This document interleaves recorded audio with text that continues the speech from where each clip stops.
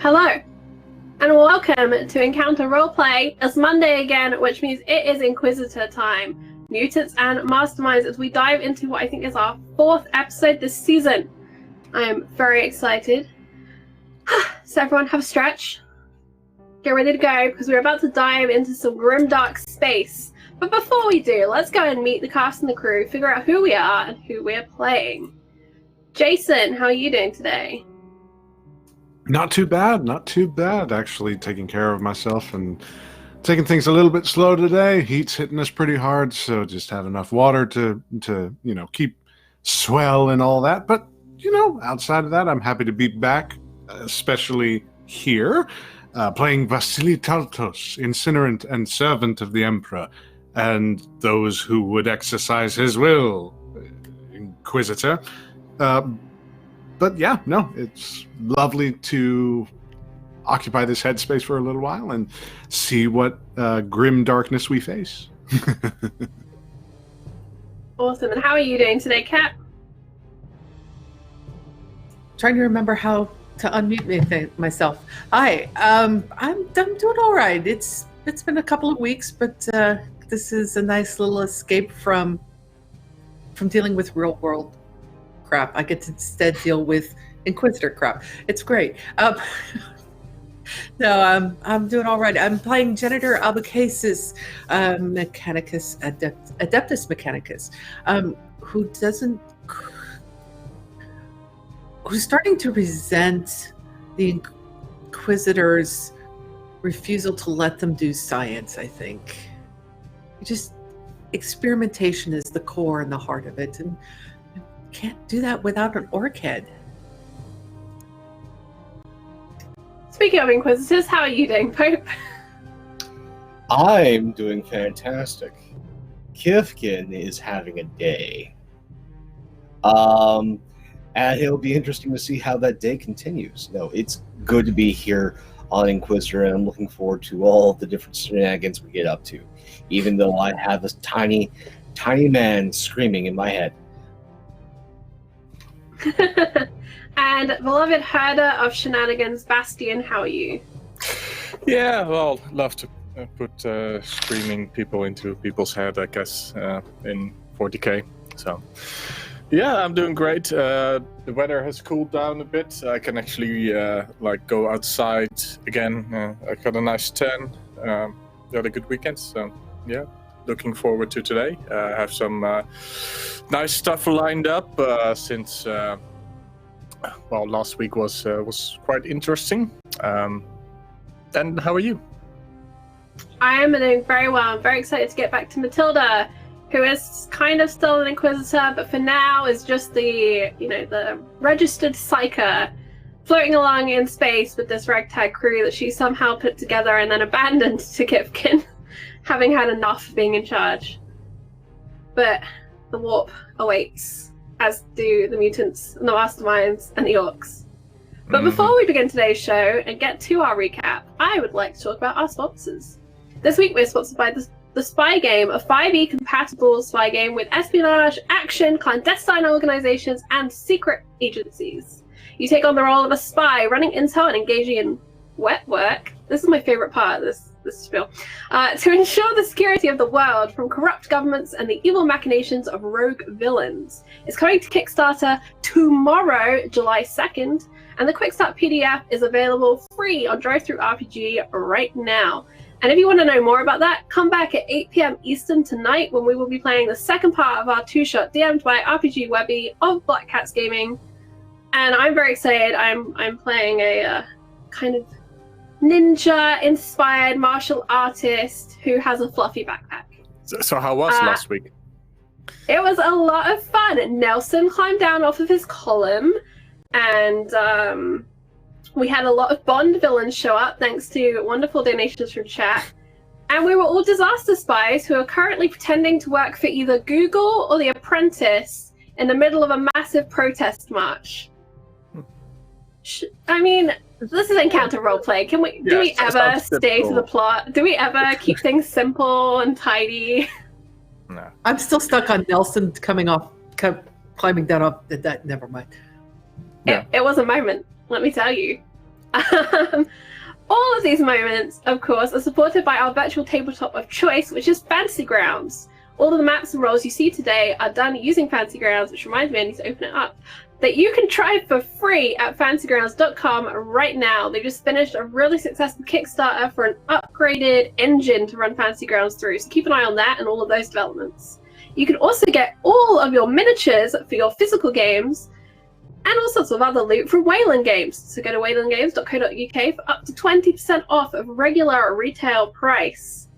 Major shout out, of course, as always, to Tabletop Loot, who sell incredible dice. When we hit 20 retweets on the tweet that will appear in chat, I think it's that side, shortly, you could be in it to win it. A set of dice. What better way to start your Monday than winning some dice? You can also support the show by hitting that retweet button and clipping things. If we do anything particularly funny, dramatic, we pull a ridiculous face, clip it. We need to see that. We need to save this for prosperity because nothing dies on the internet. You can also donate to affect today's game by giving players nat 1s, nat 20s, wild magic surges, and of course the table of pets that I will never allow Will to remove from the options. So check those out. Money, of course, goes to help support Will and Sydney and their immigration, which they are doing a lot of stuff on right now. So fingers crossed to them. Finally move to America, be together, and live the life that they deserve. Speaking of living lives that people deserve, it's time to hop into space, to 40k, into the darkness. Hope, I think you have a summary of last week for us. Yes, last week we finished traveling through the warp, where we had some incessant clanging and some conspiratorial discussions. But upon exiting the warp, without our navigator dying, Progress. we entered into system and were immediately bombarded by a distress signal asking for help at one of the local stations on this edge of space, a refueling station mid-system.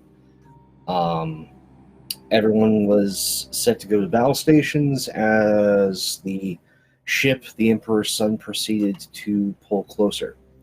Finding the station half destroyed, but the distress signal still emanating from inside in what appeared to be still solid, the command tower and primary structure of the station. Our industrious heroes, protagonists, got together on a gun cutter and made their way over to the station, finding most of those aboard dead, having been exposed to the vacuum of space. And from there, proceeded gradually through to find, at last, in the command station, an orc. But not just an orc mech boy, playing around with all sorts of wires as well as the command console. And whilst Vasily proceeded to eliminate said orc with divine prejudice, Matilda decided to use her powers and sort of walk the skein, seeing what may be, what will be. And finding an orc with a dreaded claw, as I have a feeling we're going to find out more about this clawed orc. Maybe today. Maybe today. Maybe today.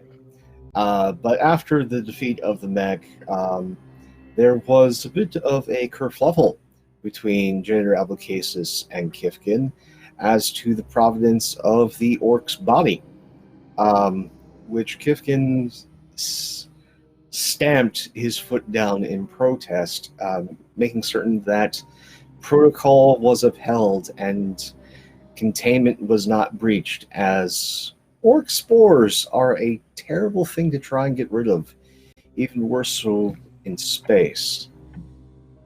And I believe, as everything came to a close, we were making our way back to the Emperor's Sun, and to see what terrors the rest of this system holds. Yeah, so as you were taking the gun cutter back to the vessel, what did you do with the orc remains? Burn them with the Inferno pistol. Okay. While I was trying to take the head. Ah, okay. No corpse left. So it's going to be a bit hard to go back with the head at this point.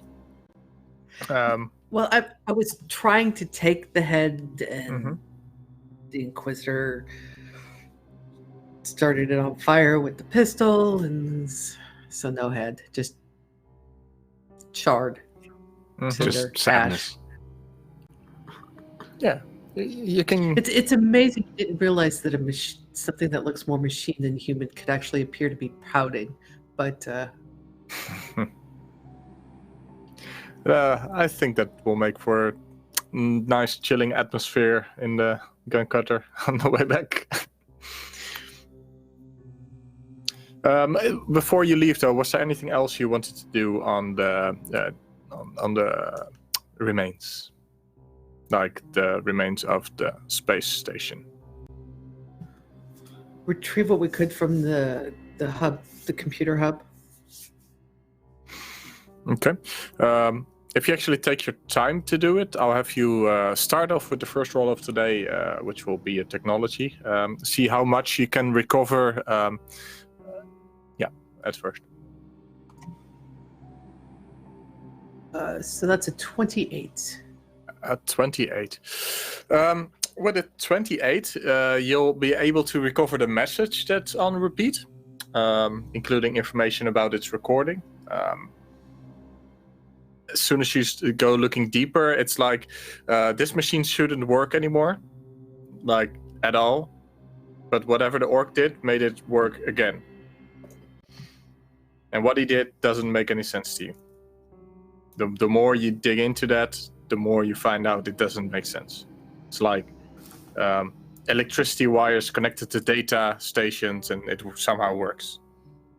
And they are muttering prayers and incantations, the rituals, trying to undo the heresy before them, whatever they can to retrieve whatever they can. This is the true heresy against the Omnissiah. And at some point, either you'll have to decide for yourself to go or be dragged away. So the longer you stay, the less it makes sense. Yeah, they don't often get headaches, but Albucasis has a headache at this point, and they're just fine. Let's go.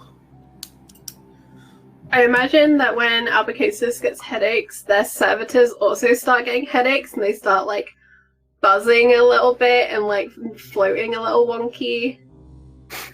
Oh yeah, the one that he had the one that they left behind on this ship is just kind of gently bouncing off a wall like this, just tapping its head against the wall with this headache. And the one that the servo skull that he has with them is kind of off cantered a little bit. The flashlight eyes are dimmed a little because nobody likes a bright light when you have a headache.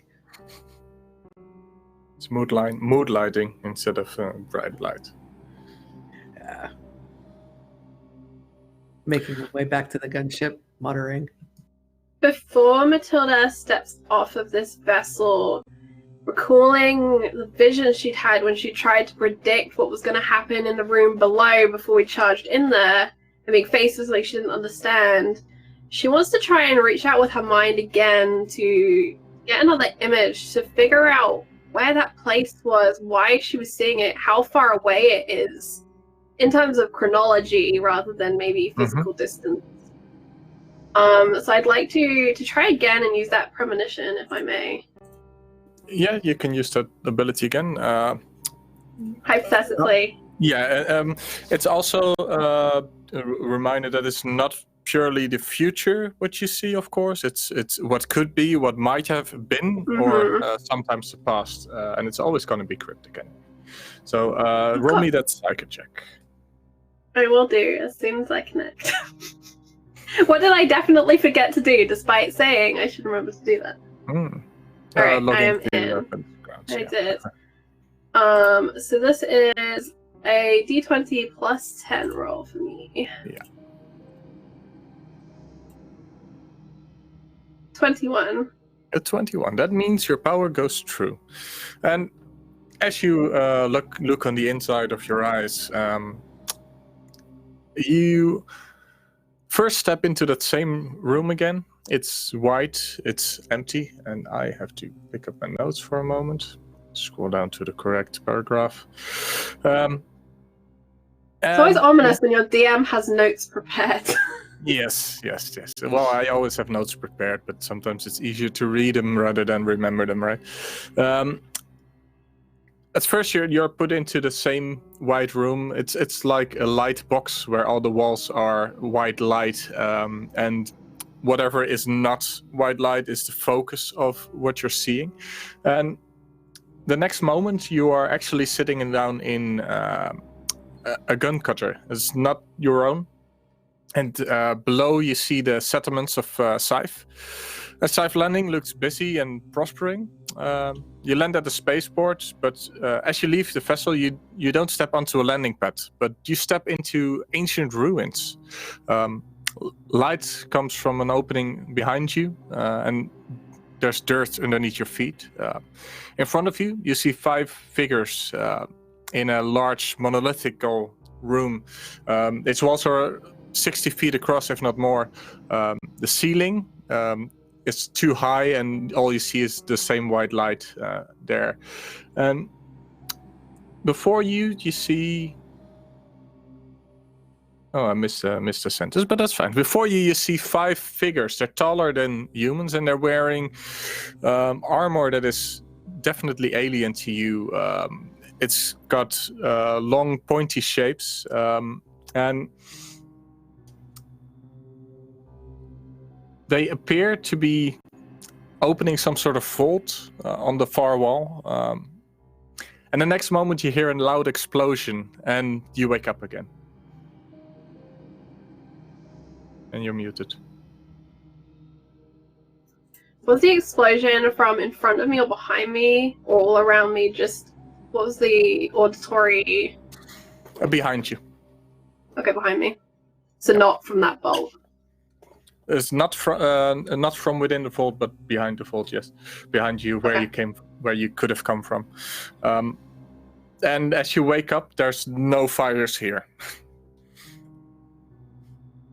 I think Matilda takes a moment trying to figure out where the hell she is, having just gone on quite the journey, and it wasn't the journey she'd expected again. And then she sees that we're about to step back onto the Emperor's Sun, and kind of like hand on wall. Like when you're drunk and you're trying to walk in a straight line, you just need that like support contact. And she's just gonna walk back onto the ship, and she's very quiet and clearly thinking, but she doesn't express anything she's just seen, because it makes even less sense than what she saw before, and she needs to process it and pick through it and do what she can to remember in as much detail as she can before it slips like a dream away. Mm-hmm.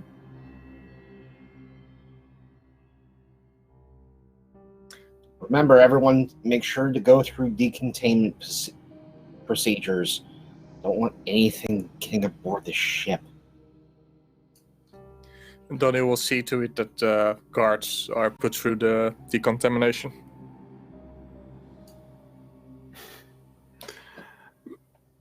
Somewhat reluctantly, Vasily will actually get decontaminated as well.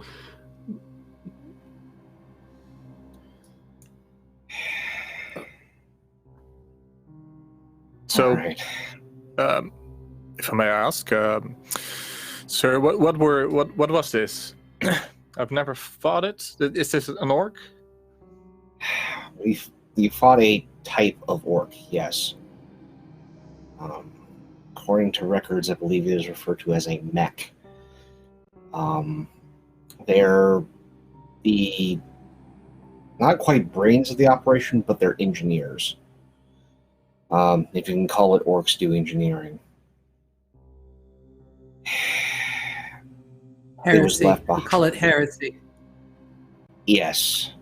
Tech heresy is something that is regularly conducted by orcs.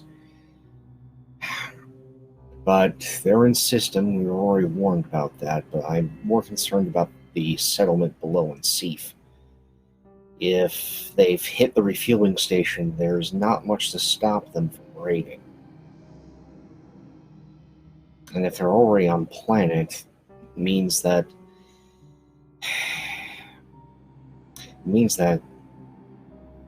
we may have to quarantine the planet. Fair enough, I suppose.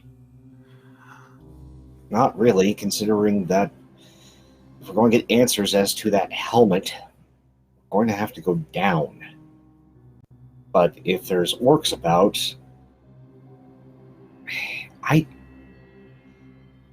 aside from using the Astartes, there has not been much in the records that I can find of a inquisitorial team going down to a planet that is currently being besieged by orcs and exfiltrating anything. This is far above my head. And we need answers. Well, I would assume that's why you brought us along. And I point to Donnie and myself. And Abhicasis and Matilda. Like, just the rest of the group. Sure. Should we encounter orcs, leave that to us. Well, maybe not to some of us. And I'll just cast a look to Albucasis.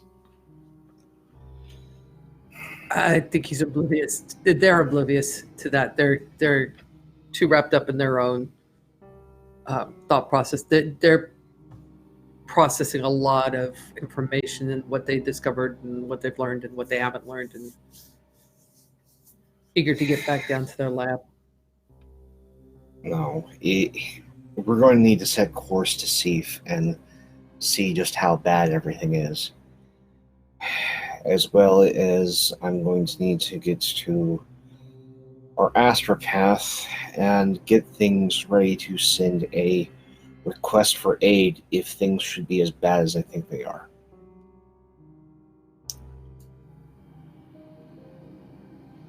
In the meantime, Vasily... Yes? Do you know if there are ruins on Seif? No. Suspect? Yes.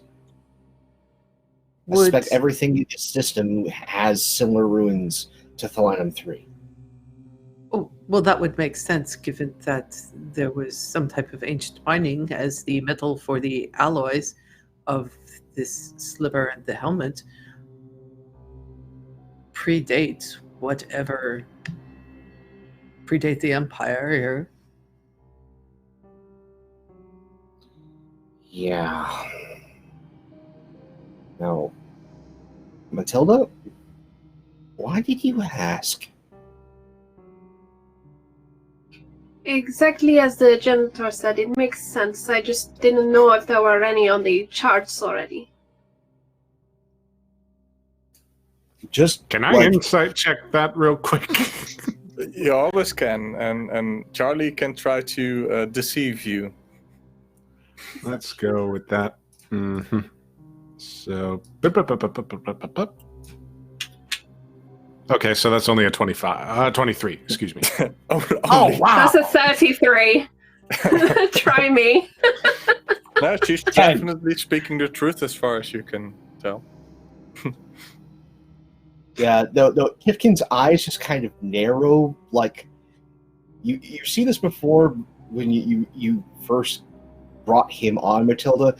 It's that look he gives when he actually cannot figure something out. And he's like just deeply, deeply confused, and then just shakes everything off.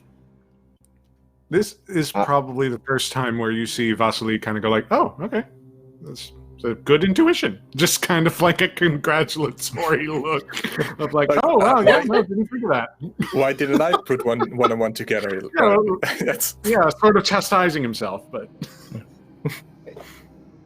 Okay.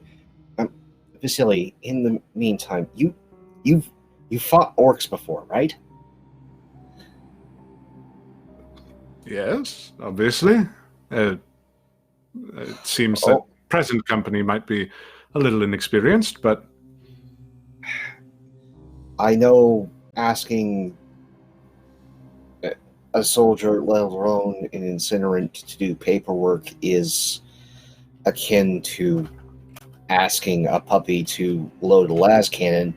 But if you wouldn't mind putting together just a primer on your own experience in fighting orcs, that way we can familiarize all of the armsmen as well as the secutors that we have on loan, because I doubt they've had any personal experience with greenskins, and your insights will be valuable. you flatter me even as you frustrate me with this request. I'll put a hand on Kifkin's shoulder. Perfectly acceptable. Thank you.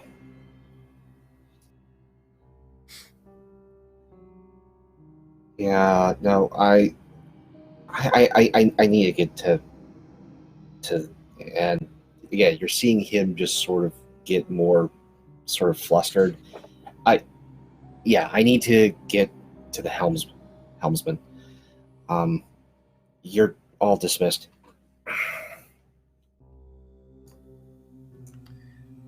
I think Abukase has sort of wandered off by that point already, headed back down to continue their work. They still have yet to determine all of the metals within the alloy. Mm-hmm. All right, so you return to the ship in the meantime. It's up to you to make plans.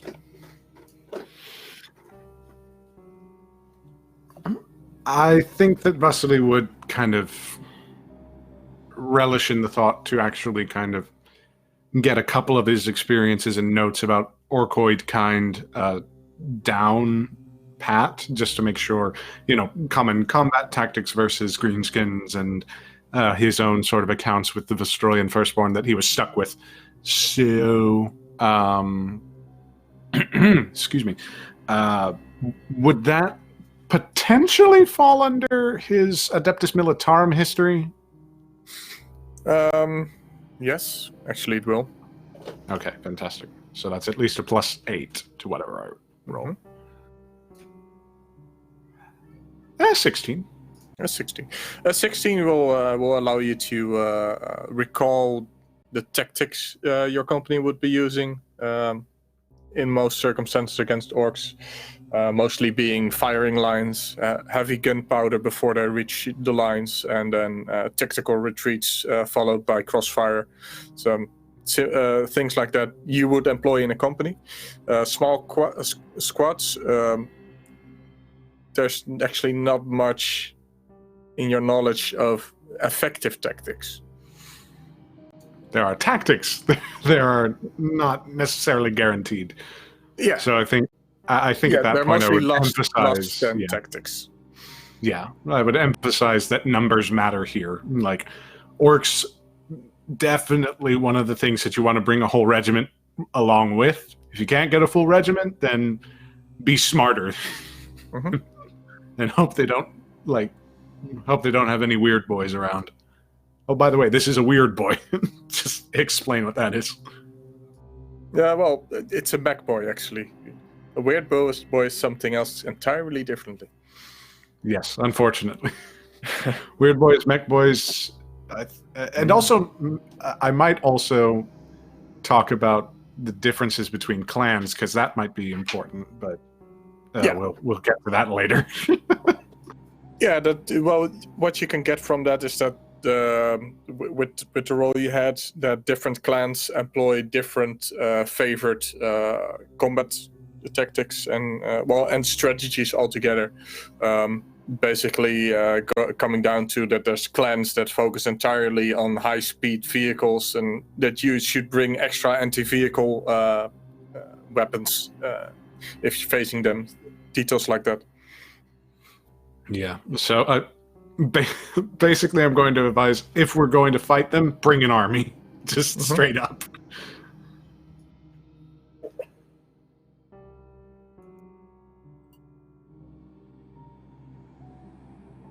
With that, I was gonna say, I think Matilda is gonna wander away, leaving them talking. This in part feels like a conversation that she and Kipkin had when they were acquiring the weapons last time. And she's definitely distracted by what she had seen, and I think she's gonna walk as if she has a purpose and a direction, but as soon as she's kind of around a corner, it's just gonna turn into like that aimless pacing when you're trying to work through a problem and you can't really sit or be static, you just continuously are moving. The rest doesn't have to roll an insight check to notice her walking away with those thoughts. Make of it what you want.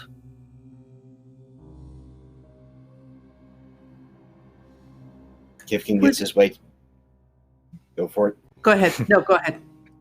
Kifkin makes his way to the helm and just confers with the command crew there. We need to, with all haste, make our way to Seif. Once the planet is in decent visual range, I want a full stop, and then to scan for any ships nearby. When you do stop, please find me. I'll be in the ship's library. And with that, he makes his way back away to the library. Okay. Yeah, well, it will only take about half an hour to get into that range of Seif, as this refueling station is, of course, in relative close orbit to Seif 2, I think, if I read that correctly. The second planet. Yes, 2, because that's where the Imperial settlements are. So that will give you 30 minutes to before that. Would it be possible to, once he's already isolated, they've already isolated the copper to identifying it as coming from this particular planet. Every mine has a different ore matrix. Would it be possible to identify the particular mine that the copper in the alloy would have come from, and then as part of a scan of the planet find deposits that match that? If you were to find a catalog of the different ores and prospecting locations on the planet, you could compare those, yes. That's something that they're going to start doing. And then once they know that the ship's in sensor range, if they've isolated it, then they would also want to add a metallurgical scan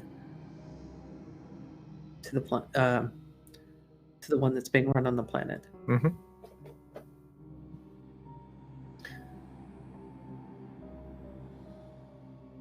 So Okay. how long would it take them to isolate that? Well, you need to get records, like actual records of the different metals, which would be in the capital on the planet, of course. Well, coming from the Forge world, would they? The Forge world only really has like generic samples coming from the planet. and it matched the general area. To do this comparison, you actually need like detailed per mine samples, and you And only that really got like a batch from the planet in your databanks earlier.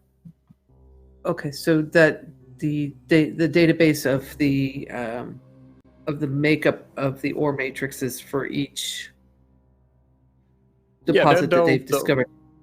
As this is mostly a developing planet for the Imperium at this point, they will have like a prospecting headquarters that keeps record of those kind of things, those details. So once they realize what they're going to need and that they can't access it strictly through ship communication or through computer database, Albucasis is going to go find Inquisitor Kifkin and let them know that they need to send a message down to the planet and what they require from them.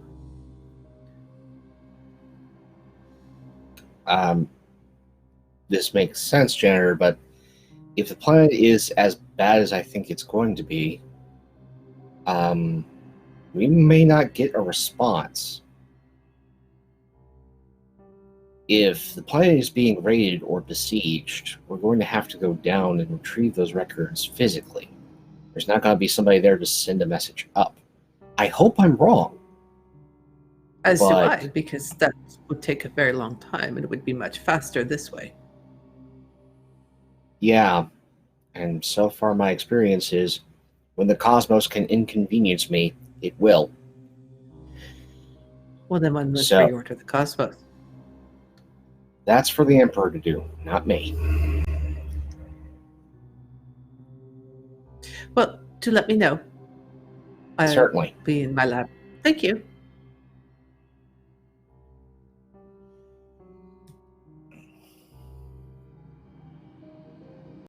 And then by that time, with everything,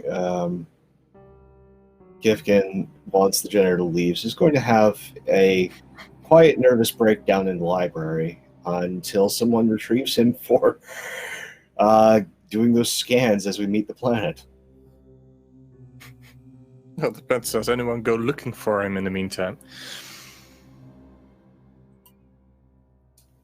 I think perhaps Matilda will wander in there. She's just walking in and out of various rooms, walking around them, just trying to find the right space. And I think she'll walk into the library. I don't think she's ever been in here before.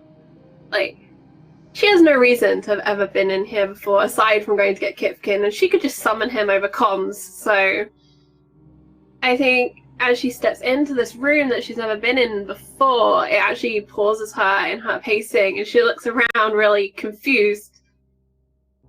What is this place? It's library. Oh, yes, of course it is. I'm sorry you caught me unawares. I think Can I I got help? myself unawares. Maybe. I had a curious vision while I was on this station. Okay. There were ruins. 5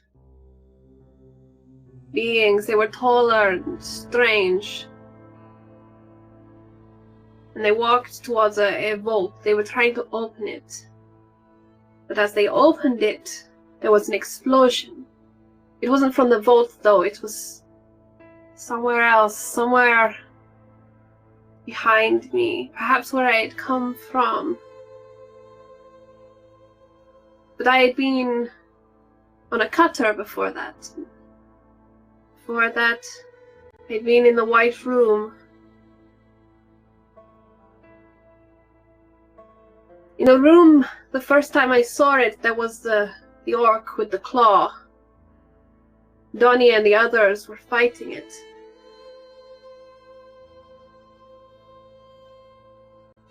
Where would there be a completely white room? There are a number of And- things that meet the description. The cutter, it wasn't this. It wasn't the Emperor's son. It was another ship, and it looked down over Scythe, and it was busy. A normal planet with normal trade, ships in and out. We were looking down over it, and then the ruins. And I think as she's going through this and pushing in her mind, it's almost an instinctive push, and she's going to try and go back, and she wants to go back into that vault and figure out more about the 5 figures that she saw. That's her intention. Okay. And she's not like actively like causing it, but essentially I'm actively causing it for her, hopefully. 21. Yeah, a 21 will do it. If I imagine like Kipkin sees like the intensification of the darkness of her eyes, and she probably like grabs onto a bookcase as her consciousness just exits the building. Just away it goes. Okay. With a 21, you manage to push. Well, your mind pushes itself back into the image, and I don't know, Kifkin. You see her stumbling to like a bookcase. Do you go up to help her? Yeah, no, seeing her eyes start to intensify, we've done this song and dance before, and just get quickly as his little body can carry him, gets up behind her and just like puts his arms underneath hers to hold her up. Charlie, if you want to earn a hero point, you can use an extra effort to take Kifkin with you in this vision, unconsciously. I will take that hero point. Come with me, Inquisitor. You'll be exhausted for the rest of the scene, at least, or actually until you take a rest. So, Okay. as the both of you push back into the room, Kifkin and Matilda, you flash through a pure white tunnel into the ruins, and in these ruins you see 5 figures. Kifkin, can you roll me a knowledge Xenos? Yes, and since this is recall, that means eidetic memory is online. Mm-hmm. So it will be this roll plus an additional 5. Okay. So that'll be an 18. Okay.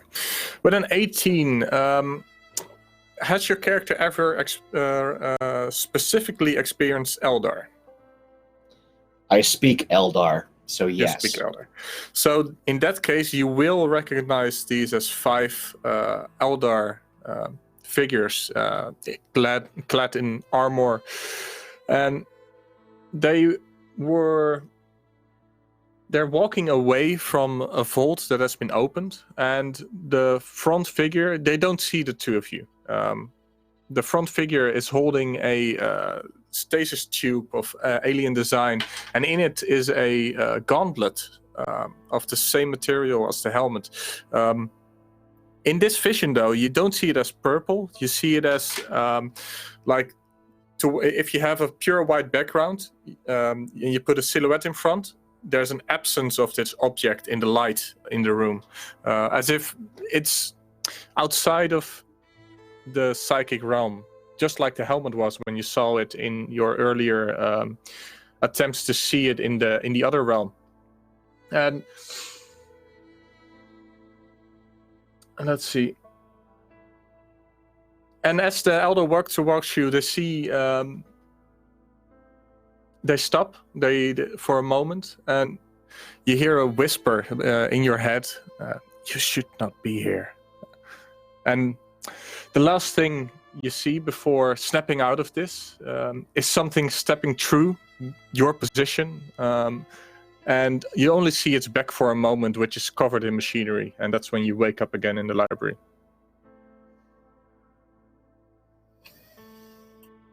Imagine we're just a heap on the floor as Yeah, both of our we- consciousnesses were dragged into this place.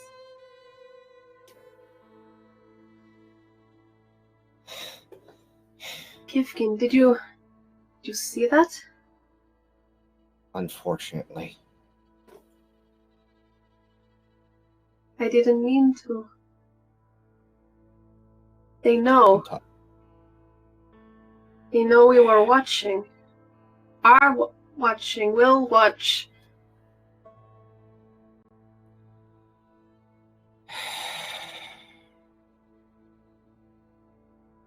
You know what they are?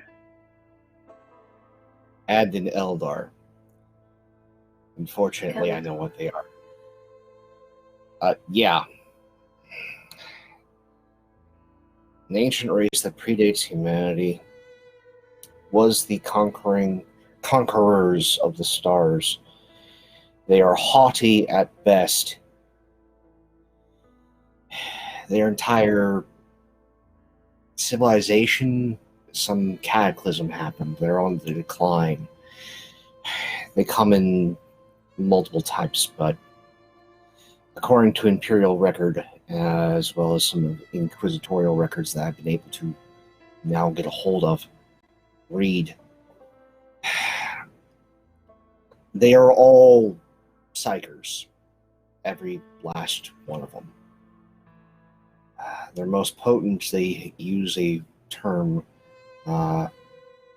human tongue can't say it, so it is misnomer, Farseer in Low Gothic.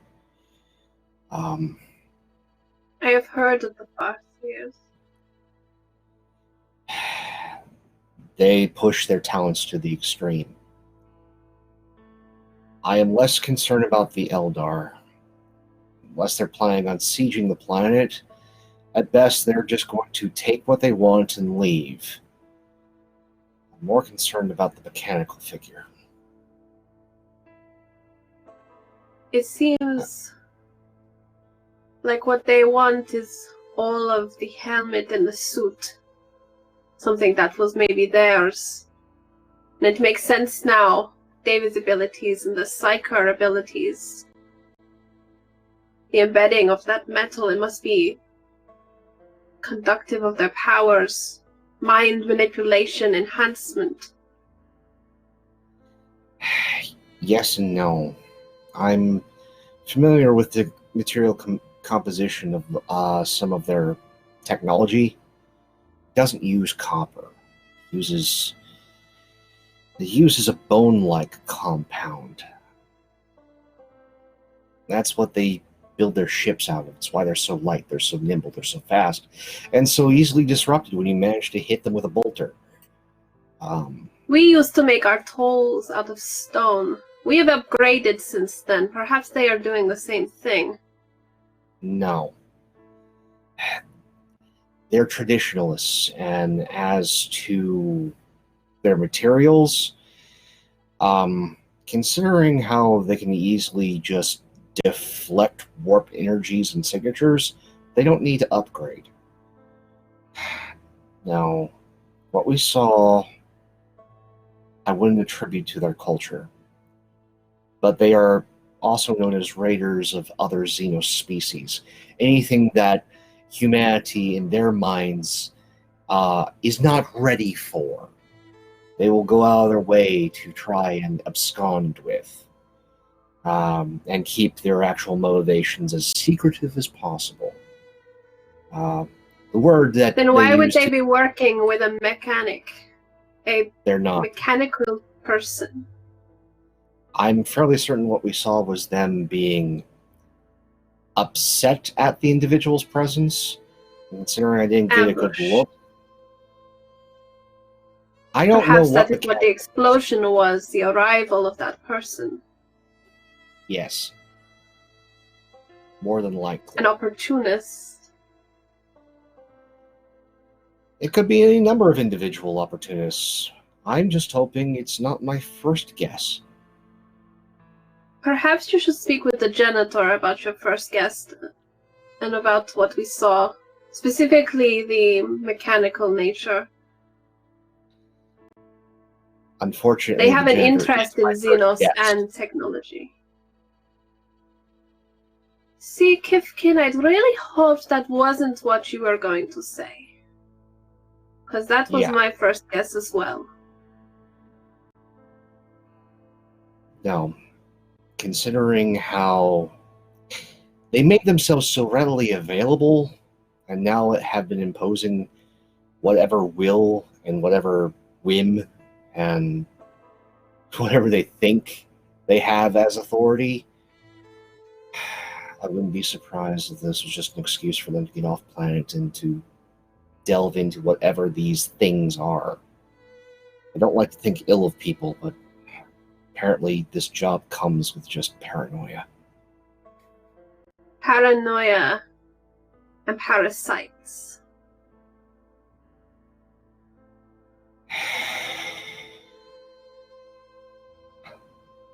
Second guess would be a mech, in which case it's just an orc. It doesn't know better. Third guess, we're going to have to exterminate the planet.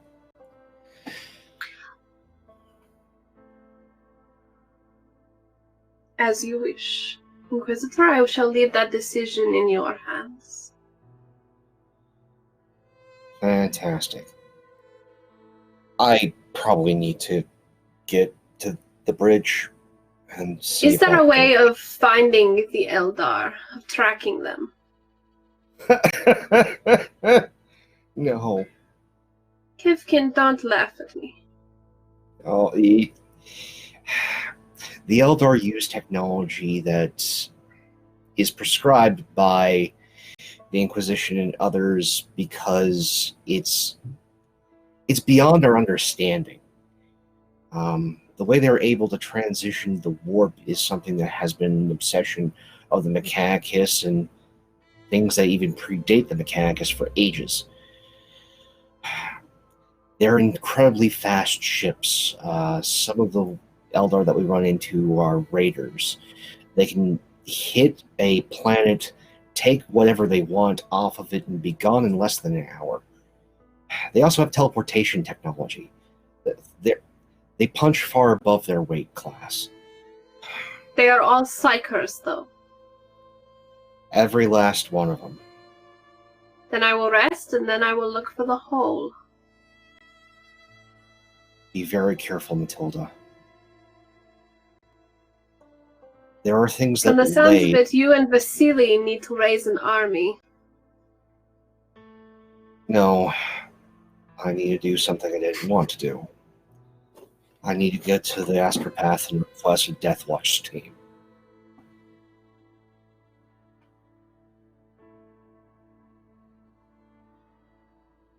I trust you to supervise the janitor.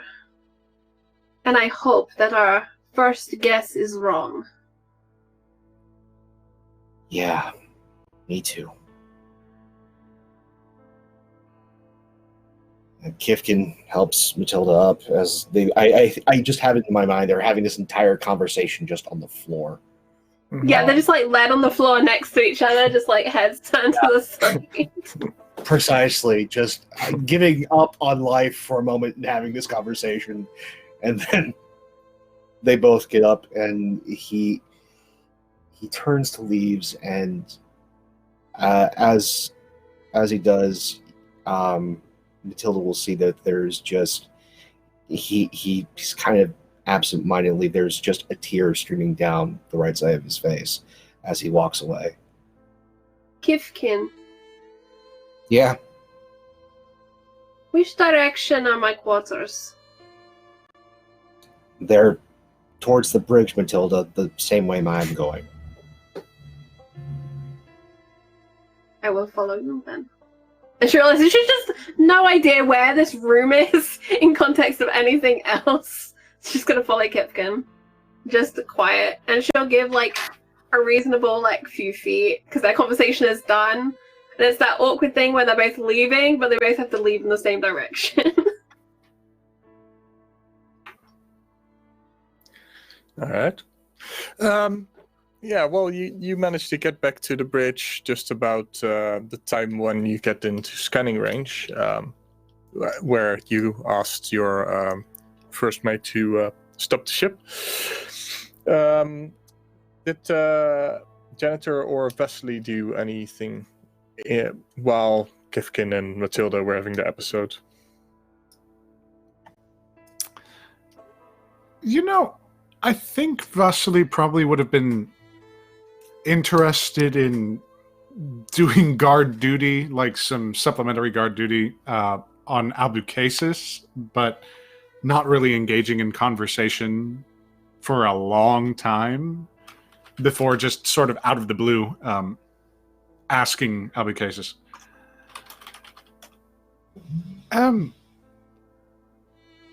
Not to pry, but my experience with your colleagues has left me with a rather straightforward quandary, I suppose, that maybe you can help to clarify. And they just kind of, it takes them a moment because they're processing still in binary. Oh yeah, verbal speech. Got it. What would that be? Your Omniscire. Yes. You do realize that you speak of the Emperor when you pray to the Omniscire, yes?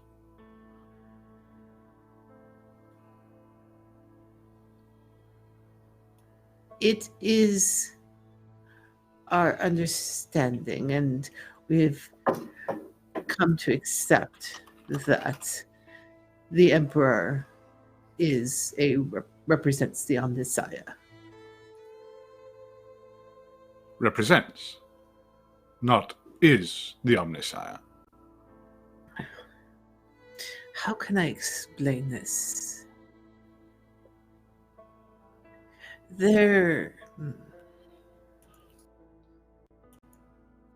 was an old, ancient Earth religion of a god and a spirit and man, a three in one and the same. So it is with the Emperor and the Omniscire. They are separate, but they are the same.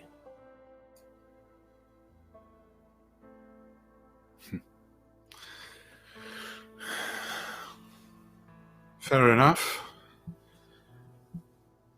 And how do you quantify heresy to the Omniscire, then? Is it the same as that which is committed against the Emperor? What we saw at that space station was heresy to the Omniscire. The wires and the bloody mess of that computer that the mech boy made of it. Indeed. The mech boy himself is heresy. Oh, comforting. It should not be.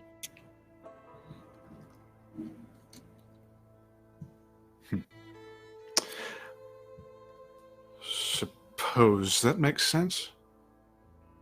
Apologies for my questioning. That is how we understand. learn. Is we ask questions. That is the nature of learning and understanding. All of science, all of what we do, is asking questions.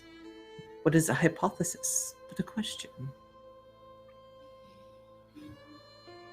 I'm fairly certain that asking questions concerning the nature of the Emperor, at least in the context that we are currently discussing it, shall not lead to a road that would make either of us uncomfortable.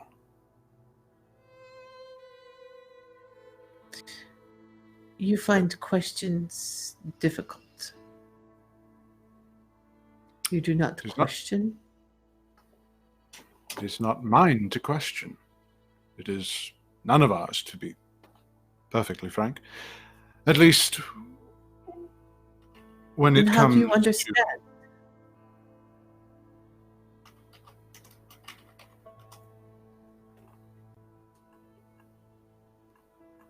Why should understanding be necessary? I understand that the orc seeks to corrupt and do away with all that is a part of the Imperium. I understand that the mutant and the heretic seek to undermine and otherwise destroy us and all that we know.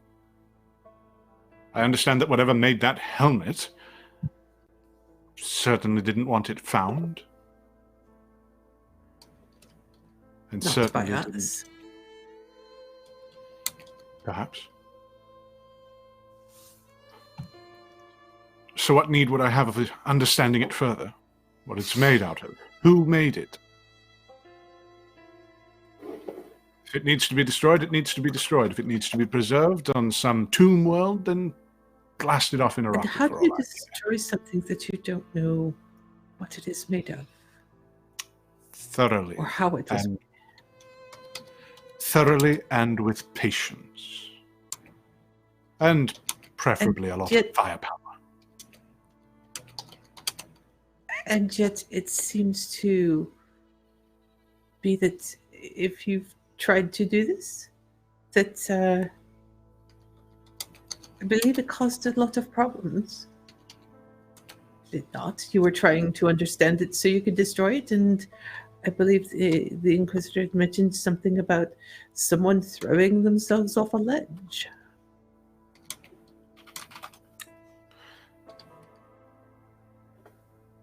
Sifenia. And yes. The sacrifice was dear, but necessary. Tell me, Vasily, and Albucasis holds up the splinter. How will you destroy this?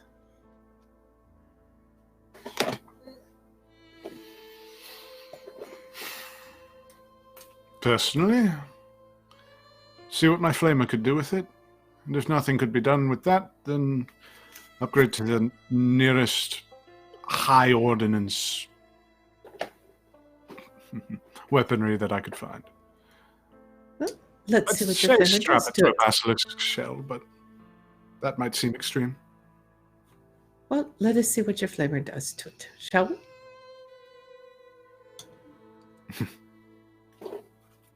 Is there a safe place on the ship where that could be done? Sorry? I would Is there assume- some place safe on the ship where the sliver could be, Vasily could safely take his flamer to the sliver? Well, you of course have like an incinerator for burning corpses and trash and stuff. That's one. You have a small workplace with a forge, which you could try, but depending Your on lab is isolated, right? Because that's why we have the helmet there. Yeah. And this, well, yeah, and it's contained in a stasis field, but I don't know how well parts of it would stand up to fire. the stasis field will stop fires. Like anything within it stays Okay. within it. Anything without it stays without it. All right, well, let So us you try. need to be inside to use it. That's the only problem. I imagine that Albucasis would be able to fairly quickly set up a way to remotely trigger the flamer with inside from outside the stasis Yeah. field with the flamer inside it. With your knowledge, you know that you cannot send radio into the stasis or out of the stasis field, but you could rig up a timer. All right, Can you So just that's what we'll pre-program do. one of your servitor skulls? we can do that too. But we're going to set up a little Not experiment. that I'm trying to kill all of your babies or anything, but Yeah. Many ways to melt this sliver. Don't worry. There are many Yeah. ways. So we're gonna do that. But Albucasis wants, so we'll set that up so that the flamer will attack the splinter with the flamer within the stasis field and see what happens. All right. So, yeah, it will take a moment to set that up. about this. You can do the test about the same time that the scans come in. So I will do your tests first. Basically, you set up the servitor to handle the flamer. You'll need to instruct it beforehand because as soon as you close the field, then you won't be able to reach it. Is there anything special you want to set up about this other than just having in torch? Several different.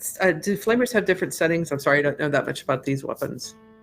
Flamers... 0 to 100%. We will start at 5 and go up by. Yeah, we'll start at 5%. The next one will be at 25, then 50, then 75, then 100%, because we are doing an experiment. All right. Do you place the sliver onto something or just on the floor? Held in a clamp. It's being held in a clamp, so that it's held up like that, and with the flamer aimed at it. Yeah. So, as you start the tests, the low settings, they don't do anything, and at some point you get to close to maximum output, at which point the servitor also starts to melt purely from the heat that's contained inside of the stasis field, and the clamp and the servitor, they melt as the flamer also gets damaged, and the entire dome as soon as I see the flamer smoke. Yeah, as soon as I see the flamer starting to get damaged, I'll dive in and just tear it out. The stasis field blocks you at that point, though. So you have to disable the field to get to it. So what we're going to do then is we're going to initiate safety protocols as far as fire goes, because fire on ship in space is bad. Even Albicasis knows this. Fair enough. So fire suppression, whole 9 yards. And then once everything cools off. And if Albicasis has to hold back Vasily, they will. You're gonna have to, yeah. Well, actually, Jason, does Vasily try to disable the stasis field right away when he starts noticing the flames going more than just the aimed point? Unfortunately, I think he would try, but that would be a tech roll, wouldn't it? Well, no, it's just a button. There's an on and off button next to the containment field. Vasily would hit where that. You and the janitor are standing. So you can just hit the switch and disable it. But the janitor can roll. You can roll opposed agility to see who's faster. Oh, that'll be stop fun. him. This is going to be embarrassing. I've got 0 in agility. Let's see here. 15. 19. A 19. So yeah, the Macandrite, one of the Macandrites just goes fling. Grabs your hand as you reach for the button. Fire ship space bad. Turn this bloody thing off right now. No, we're turning the fire off first. Fine enough, but if that bloody thing is damaged, I swear by all it is by the God's Empress.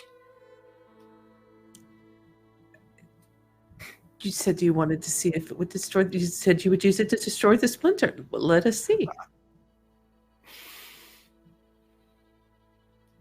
He's just gonna retch his hand from the Macandrite and wait for the heat to subside. Yeah, so it won't take long for the heat to go away, as the oxygen inside has been burned up as well. And inside you find a half molten servitor, kind of broken. That's another one.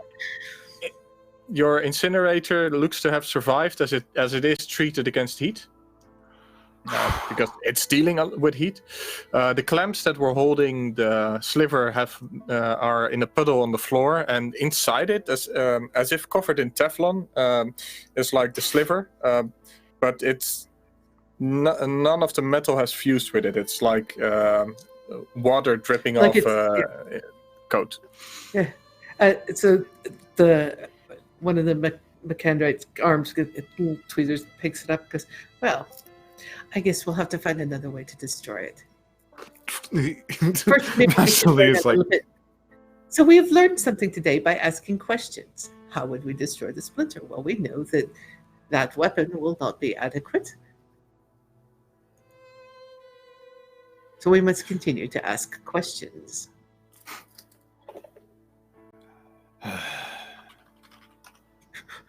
Certain questions.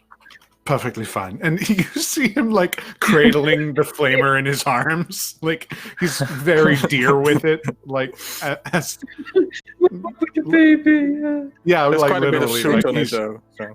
yeah, no, pretty he's, much he's like wiping the shit off. Cases Like, is going to be doing the same thing with his server to skull. So yeah, so it's like asking questions, perfectly fine.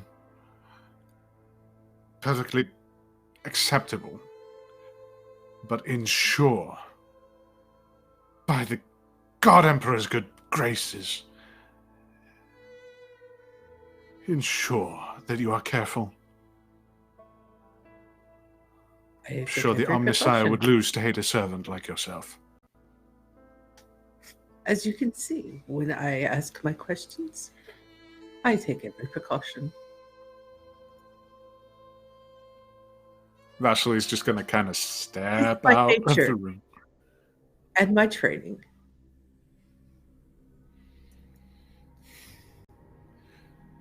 If you have any further questions, goodbye, Vasily. Just kind of go set about cleaning his heavy flamer. All right. Yeah, and the little robo servant skull that he managed to put back together after he put the helmet on it is already cleaning up the mess. The melted clamps and everything in his. All right. So we'll go to the bridge where Matilda and Kifkin returned. Slowly. This is before the test. The flamer incident? Yeah. The flamer test. Bonfire of Vasily's? No, he wasn't inside the stasis field, which was a good Next call. time. Yeah. I mean, what? Well, you could mind control him to do it, like, you know. No, Vasily is Matilda's friend. We don't Yes. do that. We're to friends now. We're friends now. Friends. Yes. Friends. All right. So on the bridge, you return just about when the ship gets into an orbit at a distance where you can get visual range on the planet and run scans. So first, I will roll once for the ship's crew and a +5 for the scans they have been running in the background. And I roll net 20, which, lucky for you, means that as you come on the bridge, the scanning officer actually reports in, "Sir, I've got three signatures on the radar behind Scythe 2. Scanners just picked it up from a deflection." All right. Let's see the data.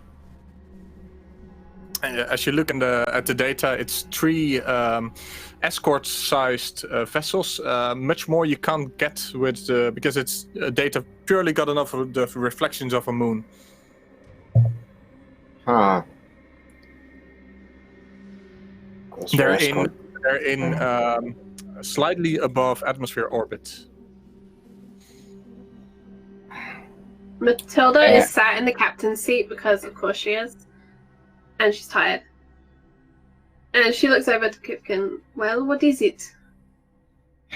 Okay, do we, aside from picking up those 3 escort grade craft, do we have, are they flying in formation or is it broken up?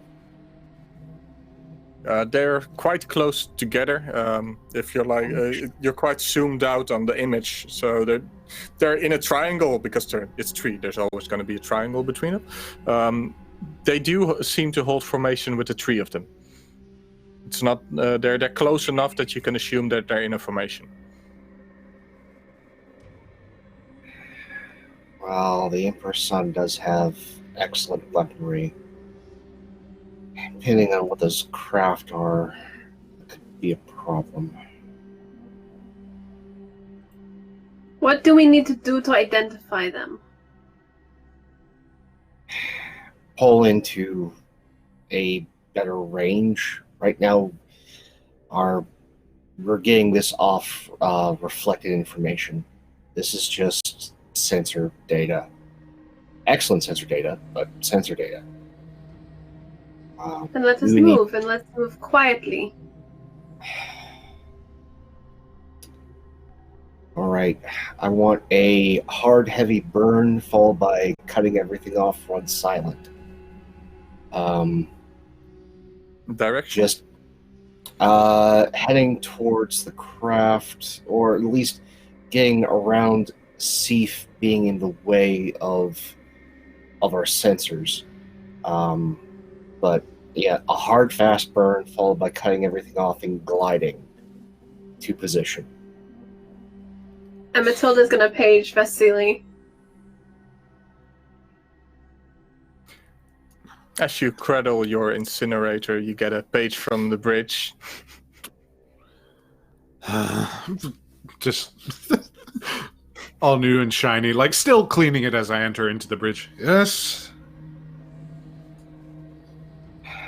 Vasily. Hmm?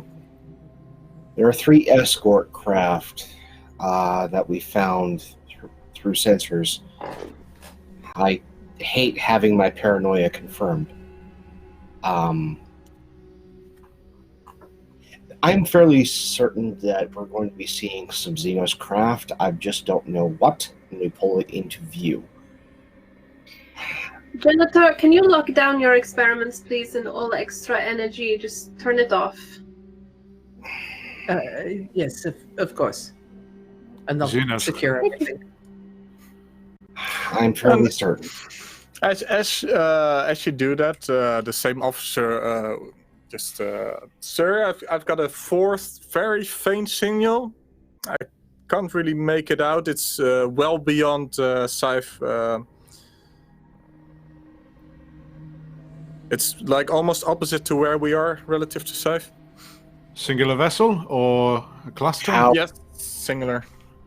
can we identify grade of No, craft? it's already gone on the scanner. Matilda looks to Kipkin, kind of eyes a little wide, eyebrows raised. Vasily will go to the guy who just said, it's gone now. What do you mean it's gone? Did it enter the warp already? Vasily, how familiar are you with Eldar? I don't know. How familiar am I with Eldar? Would that be anything under like Adeptus Militarum history or ecclesiarchal crap, like at all? Or am I sort of in the weeds on this one? While you've been with the company, have you ever fought Eldar? No, the only ones that we used to fight back in the day were the Severan Dominant, the orcs, and never any sort of Eldar presence. So probably not. Okay. And Vasily will give Kifkin a blank stare that basically confirms. Yeah, you can what are you still talking roll about? me an expertise militarum to see if there's any tactics that's stuck in your head. Sure. You have to roll high though. 14 plus 8, so 20 something. 22. 22. Yeah. 22. A 22 will only mention you like the name comes up that it is one of the enemies of the Imperium. Yes. I know how to kill one, whatever it is. I see. There are old naval stories about their ships being able to disappear off sensors. Complete. Yeah.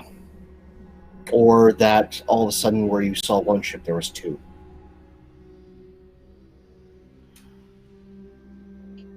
Kifkin, do you have any reason to believe they would assist us if asked very nicely? It depends on just their current disposition, as well as if they're craft world or not. Most of the time, whenever I interact with a Eldar, at least any Inquisitor, the term usually bandied about by the Eldari is Monkai. Why do I think that is not a nice thing? It loosely translates to monkey. Pardon, Lord, Master, Good Inquisitor. I may be misinterpreting severely, but are we suggesting that perhaps this venture would call upon us coordinating with Xenos? There have been few historical records of when the Eldar and the Imperium have worked together, usually against a greater threat. That greater threat, it leads up to and includes the Necron tier and the Tyrannid. I know how to kill things, Master Inquisitor. What you're suggesting, I shall put it plainly, makes me frightfully uncomfortable. That's okay, Vasily. Your plan to kill things is plan 2. B. Whatever label you would like to give it. Plan V. There you go. Perfect. Just for you. Plan violence. Yes. No, there's... I doubt, especially given what we've seen, Matilda, that they'd work with us. Yes, but given what we've seen, we know something that they might want to know. We know something, but we don't know what we know. And we need to check on those other 3 ships. Yeah. Your ship is already moving towards the coordinates as Kifkin instructed. It will take about 10 minutes to burn into the correct position to get sensor line, so to say, to them. Matilda is going to give up her captain's seat, and she's going to pat it for Vasily to sit in, to let him take that seat. And she's going to go to her quarters, which is captain quarters, which is just like down the hall from what I remember. She's going to go and sit in there. Behind the captain's chair. Door. Well, I mean, if nobody else is, I'll just sort of plant my ass in the seat. Yeah. Enjoy the comfy chair.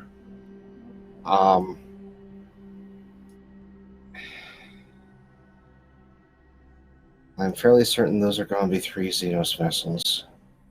I'm in some way hoping they're 3 Xenos vessels. In which case, the line of questioning will be fairly short, I think. I am mainly hoping communicated via FAB. I am hoping those are 3 Orc escort vessels. They may be, in fact, 3 Eldar vessels. If they're unidentified, then we need a run.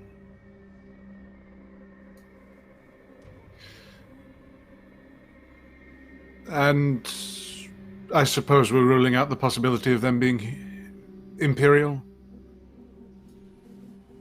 It depends on class and complement. There are certain things that I've recently become privy to, and reading all that wonderful inquisitorial data I've gotten my hands on, that makes me very uncomfortable with it being Imperial vessels here, considering what all else is here.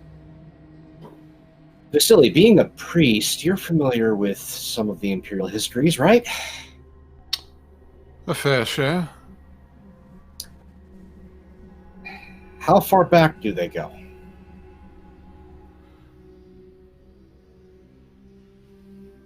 You see Kivkin start pacing nervously.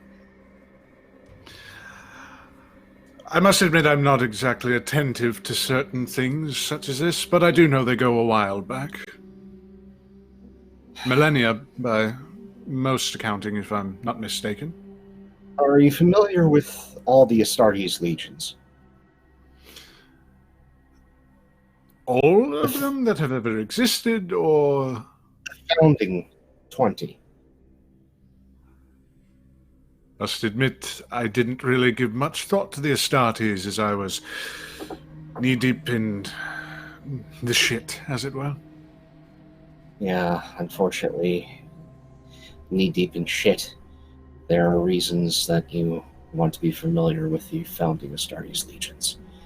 And if those 3 ships bear a very specific insignia, we are going to hard burn out of this system, immediately drop into warp, and leave. And this symbol, what might it look like? A Hydra.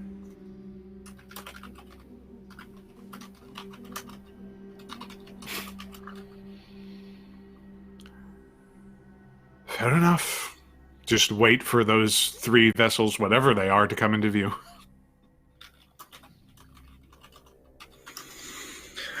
Okay. Yeah.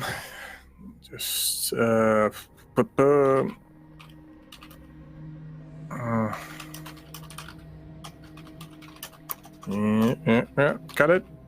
There you go. So, as you come into view, do you run the scans yourself this time, or do you let the able-bodied? Considering how well they did last time, and just how incredibly he's starting to get that flop sweat as he's pacing, he's just going to let the crew do it. All right. So, I will first run for the scans. And then I will run for your stealth mode, see how well they put the ship down. Slightly better. Okay, question. Can Yes. I use my luck control to Yes, reroll you both can. of those? Yes. Yeah. So just 2 points of luck down the drain. Get those out of here. All right, okay. So the first one, for the scans, this time with a luck control, gives a 16, which goes up to 21. And the stealth roll will be at least a 10. So it's an 18 plus 5, giving a 23. You see, all the protocols properly done for both silent running as well as scanning. And the scanning yields 3 vessels. You get a silhouette as it's put against the background of the space, and it instantly comes up as an Onslaught class attack ship, orc design. I will put a link to that in chat for the chat and for all of you to see. And they are in silent orbit, so to say. They are stationary in their orbit, waiting. Oh, that's the first bit of good news I've had all day. Well, I suppose our line of questioning will be mercifully short and delivered with heavy cannon fire. Unfortunately, Onslaught vessels, if memory serves, are very good at ramming and boarding. Well, sure we can maintain some sort of significant distance. Depends on what clan's piloting those vessels. From here, can we see the colors or anything like that? Or is it just literally, it's an Onslaught class vessel and nothing else? For the Imperial designations, it's 3 Onslaught vessels. Onslaught class vessels, meaning basically they... does any of you have any knowledge of space fighting? Else you would have to ask your first officer about it. Okay. Nope. Okay. Then that's the way to get information about, because otherwise he's just saying it's 3 onslaught class classified orc vessels. Okay. Fair enough. Do we have any idea as to who might be piloting them? Nico steps in between. It's probably orcs. Yes, marvelous. Perfectly serviceable observation. What clan might be aboard We'd have those to vessels? get within visual range of them to actually get any signature, any clan symbols. They're not broadcasting anything, so to say. Fair enough. The fact that they're parked and they're running quietly leads one to believe it's probably only one of 4 clans. That or they're privateers, freebooters, I believe is the term they use. Mm-hmm. But still, that's 3 of those vessels, and I do not want the Emperor's son to get close to them. Full about. Pull away. I want to keep the planet between us and them. And then bring us into close orbit of the planet. I want to use the upper layers of atmosphere to interfere with their sensors if they scan.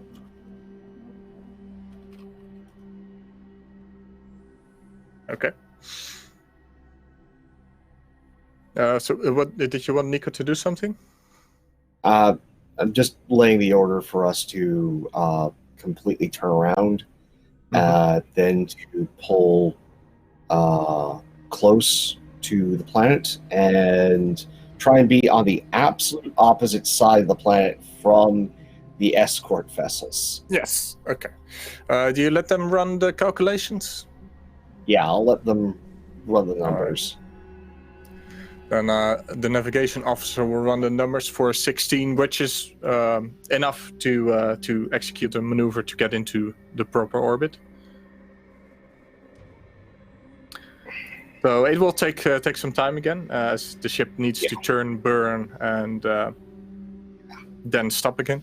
Well, retrograde again. Yeah. And just for general purposes, once we're in position, I want them to turn the strongest sensor array aboard the vessel back out towards where that one signal blip was. Mm-hmm. And on the hour, every hour, just do a singular pulse in that direction to see if any sensor data comes back. Okay. Yeah, I will do it for the first time you get into position. No. Fair enough. No, that's no. Third luck control. No. Yeah. How dare? Oh, you want him to reroll? Like, Yeah. okay. Oh. I'm I'll concerned. have I him have several concerns. Well, there's nothing in the opposite direction. With a 19, you will actually keep the sensors working this time. As you scan in the opposite direction, you only really get like the positions of the different stellar, like the Scythe 1, now Scythe 3 actually, that's the only other planet which is in that direction at this point in time.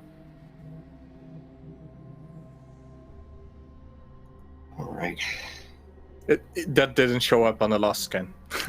Yeah. But to 1.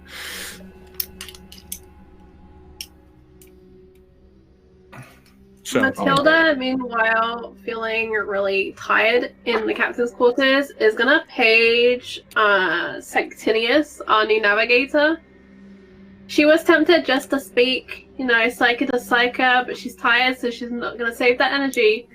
And she's gonna reach out to Sanctinius. I promise I'm gonna try real hard not to kill this one, okay, guys? Promise. Okay. Sanctinius is actually relaxing in his quarters. He's at this time he's having a typical English breakfast almost. This navigator actually there's no such thing as English breakfast, but a Terra breakfast with baked eggs and baked bread. His quarters are neat, cleaned, as opposed to your last navigator. And he welcomes you. Would you like some tea? No, thank you, Sanctinius. I need your assistance. I need your astropathic abilities, in fact. My astropathic abilities are very limited. I am completely not trained for that. Stop reading my mind. It's very disconcerting when someone does that other than me. He's not reading your mind at this time, though.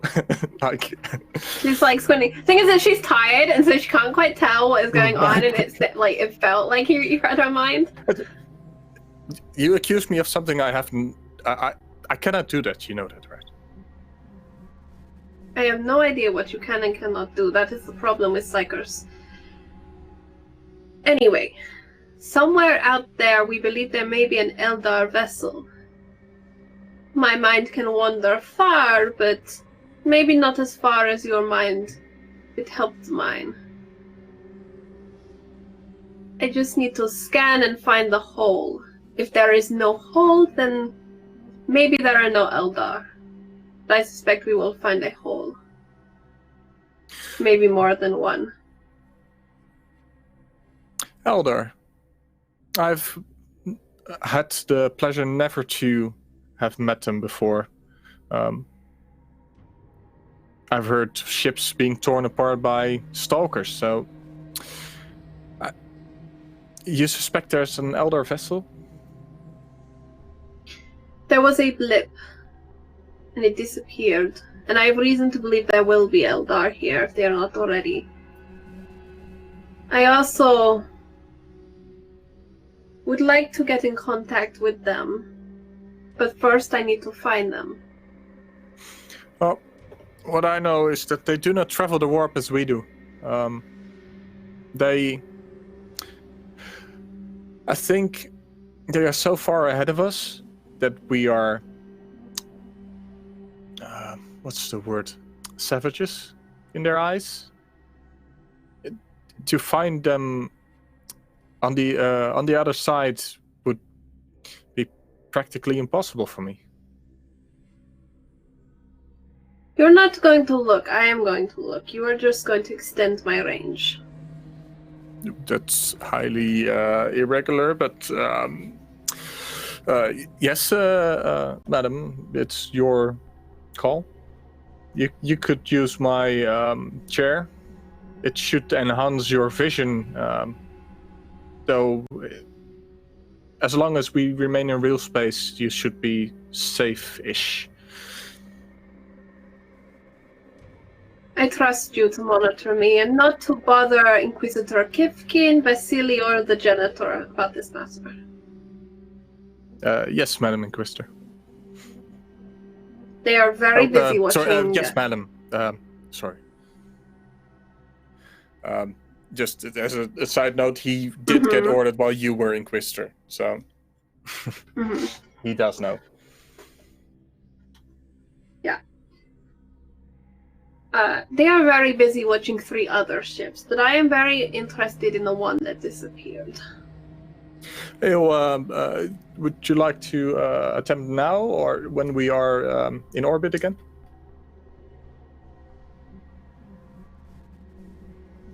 I don't know if it would be better to wait or not. I am somewhat exhausted, but it would be better to know than not. Shall try. Okay. Then he'll open the scrying room. I Bob might know the proper word for it again. I lost it. I think you're muted.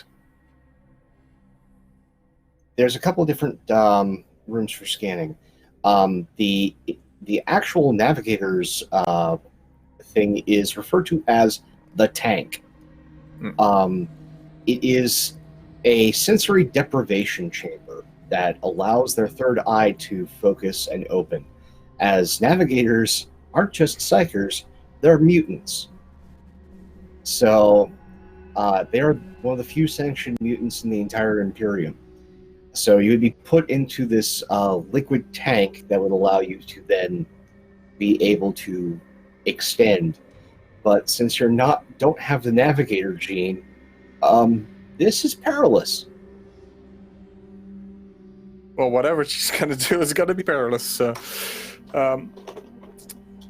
going in there will help you focus your senses, as it is a psychic power after all. But you wouldn't see the warp directly. But it will definitely help you focus, as it blocks out everything else. Because as we know, Matilda has been practicing trying to extend her range, and she's hit certain frustrations. So now she's just like, all right, we'll try this. And I think remembering the situation with Stephania and the fight against the Psyker, she's like, I'm not going to lose again. I'm going to prove that I can do useful things. Okay. And she's going to go find this elder. In that case, I will have you roll a psychic check, of course. Okay. It will take some time to actually go down. Is it a net one? Is that a net one? It is a net one. Oh, this is brilliant. Whatever shall we do? I've had a nat 20 and a nat 1 today. I have to think on this. That's fine. You can cut up to the bridge and come back to me. Yes. So we cut it back to the bridge in the meantime, as you are lowered into the tank in the armored canopy, so to say. Is it canopy? The orb at the prow of the ship. Yeah. And the ship itself, we wanted to run a scan on when we reached position. We already did that. Yes. So what else would you like to do now that you're in position? Now that we're in position, it's more having the rest of the sensors focus down on the planet and just doing a quick, dirty scan of civilian centers, seeing if there's like strife, like are there cities burning? Is everything as bad as I think it is? It's a ducking. Are you gonna run the scans yourself? Yeah, this one will actually like. This is the time where the paranoia finally just completely takes over, and he wants to do this himself because he wants to. He thinks he'll be able to lie to the crew. He won't, but he thinks he can. So that's 25. At 25. With a 25, I will go scroll down and get my description of the scanning, which I made beforehand. Okay. Which is... this planet seems to have energy activity around the settlements where they should be on the maps. And they seem appropriate for what you know of Scythe. Scythe Landing, which is the capital, holds there's some like a lot of tiny energy signatures of moving around, and some larger ones, what could be landing vessels or big transports, as you would expect on a planet like this. The other settlements also have appropriate activity. There's no big smokestacks or energy discharges that you can see. And Safe Landing is currently underneath. At a distance you are to match the other vessels. You pass by the capital every 30 minutes or so. Okay. And So, as to Matilda, as you step into, dive into the tank and hook yourself, you become completely isolated from any interference, so to say. And you step into the other realm, and while you cannot move your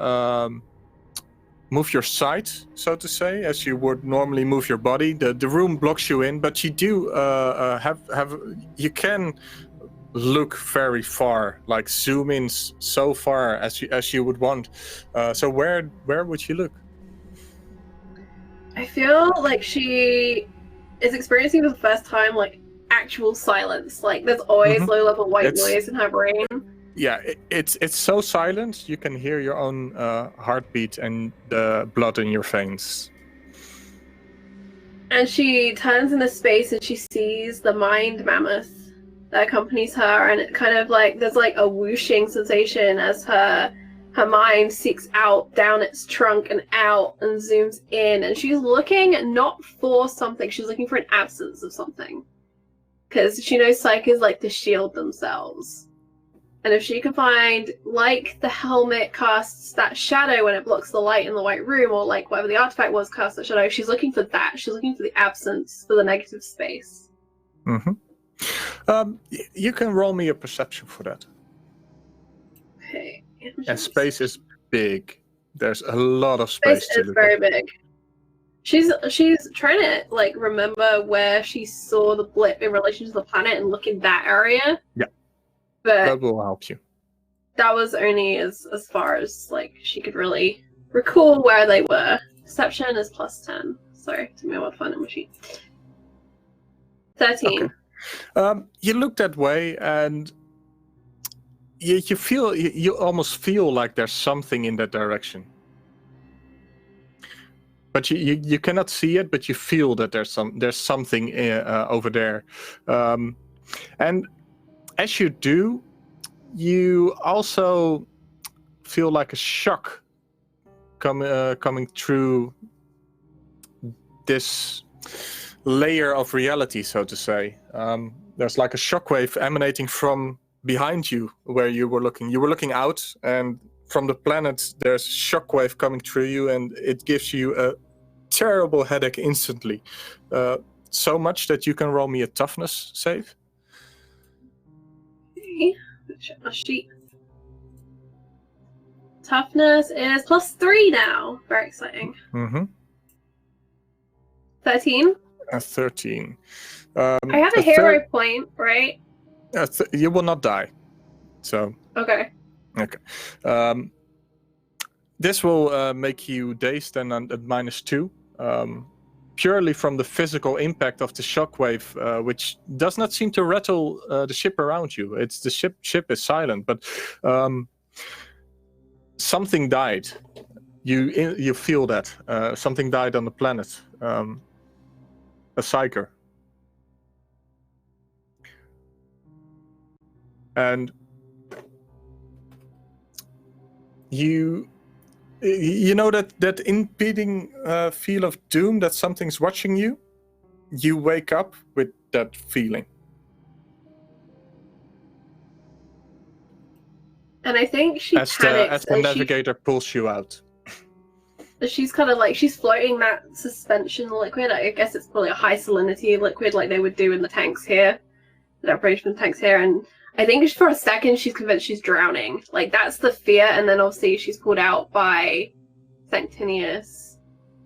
But that sensation feels with her, stays with her, that kind of loss of the psyche and like loss of air in her lungs, and she probably like clutches onto Sanctinius and tries to re-anchor herself in the physical present, but it's just very panicked and she can't vocalize the panic because it's so internal and inexplicable to her. but the ship is silent. And Sanctinius, he does know. He More felt the silent same. than normal. No, well, to you it feels more silent, but for the rest, nothing happened. For the rest of the people here, nothing happened at Do all. not like. Yeah. And if she tries to open her mind, can she feel that low-level hum that she likes and is used to? Dear friends having thoughts, still alive. Yeah. Well, as time goes on, it does come back slowly. I guess your senses open up again. But there's like this background noise as well, as if a lot of souls cry out in pain, so to say.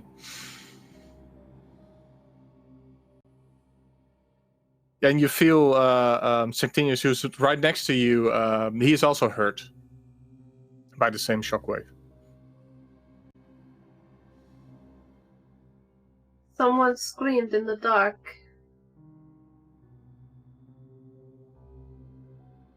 Who can scream that is that powerful?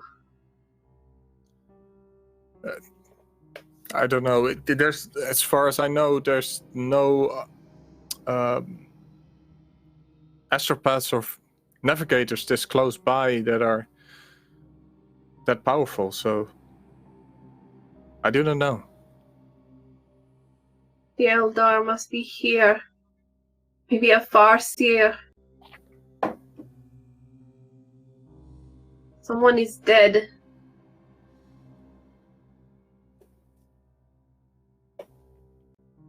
He nods. And I think she kind of feels the cold of having been obviously suspended in liquid and now being up in the air, and just shivers. And because she's kind of dazed and exhausted, I don't think she's going to be able to kind of drag herself up or move from this position for a while. Sanctinius will put you onto the resting chamber, which he would use after warp travel as well. Dries you. Basically puts you to bed, and goes back into his quarters. Sends me through the Psycho car wash. Get the nice fan. Yeah. Buffed up. And then we can go back to the bridge where Kifkin gets his reports from the planet.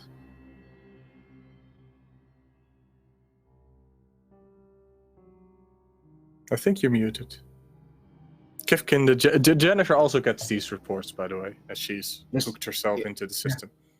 Vasily, you ever have that sensation when you were expecting the worst and the worst doesn't happen, the thing that you had in your mind, and then you realize that was the good option?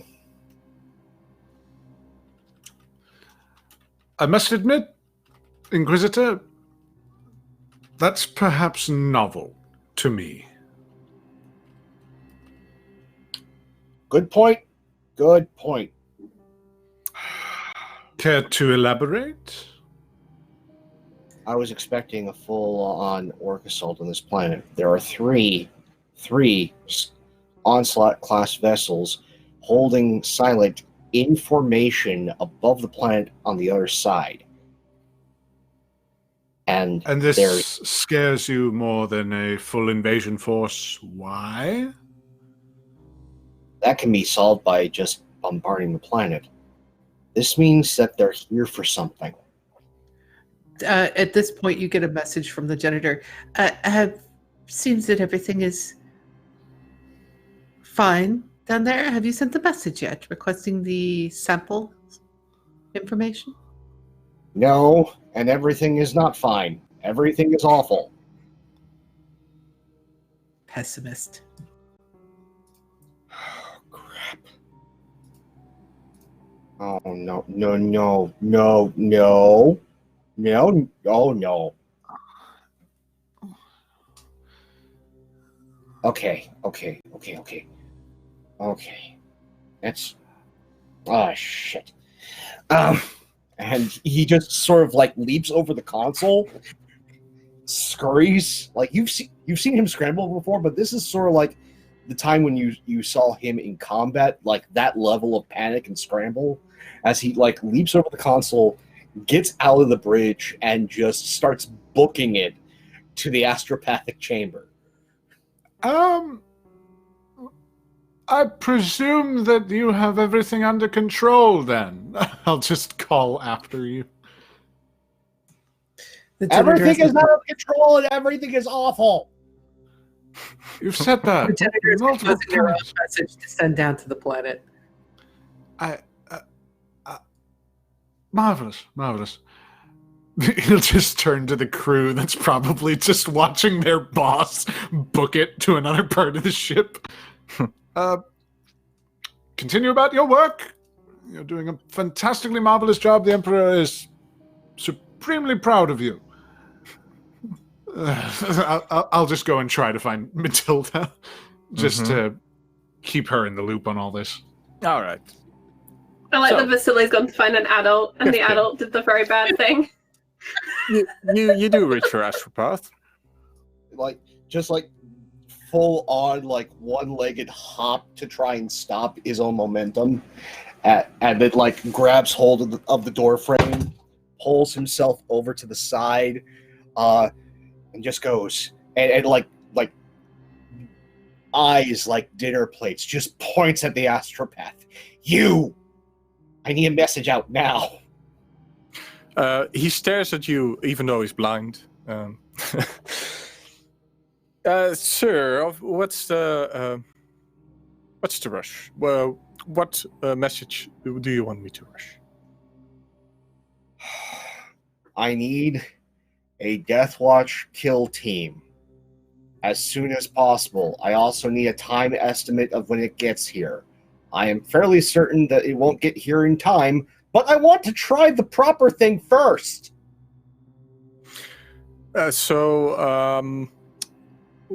What station would you like me to reach out to? Whichever one is closest, I need rapid response. I believe Death Watch, that's been a long time since I've tried to reach out to one of those. I would need to consult my map. I think Port Harata holds one of our inquisitorial stations where they might requisition one of those teams. Specific message? Would you care to write it down so I can send it? Yeah, he's writing it down, but he's also like saying it to himself. I, Inquisitor Kifkin, do hereby formally request a Death Watch kill team loadout for rapid response and extreme prejudice. Possible encounter with unknown Xenos, Eldar, Orc/Orcoid, and Necron. Please, with all haste, make assistance. Sending the message, I will right away, of course. A response I expected within the day, as per usual for Magenta level encryption. Thank you so very much. And then he just rapidly leaves.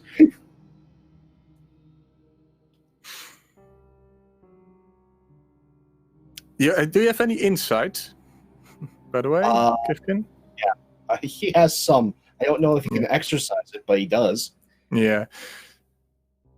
One thing you did notice was that the astropath, he kept touching his forehead as if someone who has a migraine.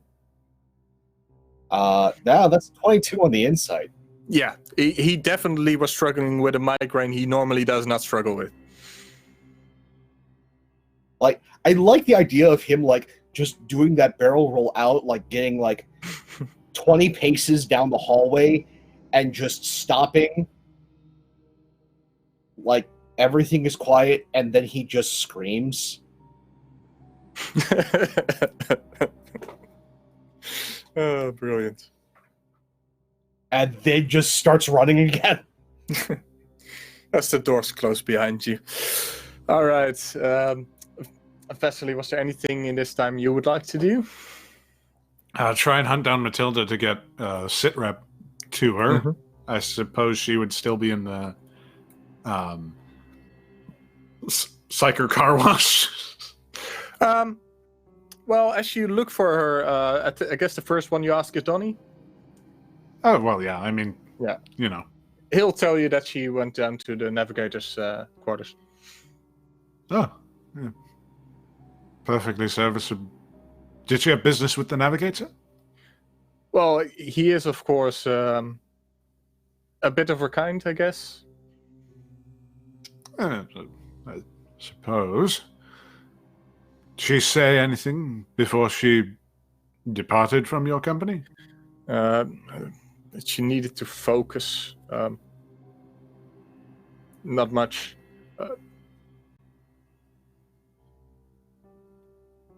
Good lad. Vasily's eyes will just narrow and then immediately march down to the navigator just to make sure he's not marching down to a corpse. Mm-hmm. As you enter the navigator's quarters, he leaves his door on automatic, so as you approach, the door opens and he welcomes you.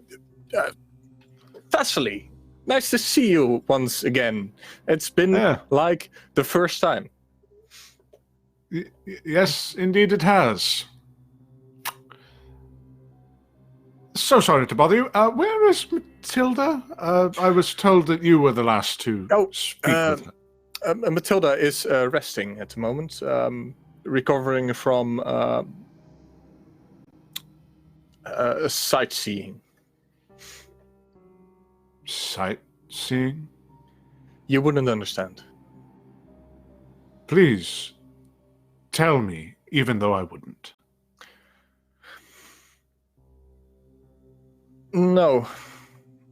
If she wants to tell you, she will tell you. I think that's the confidence I need to keep here.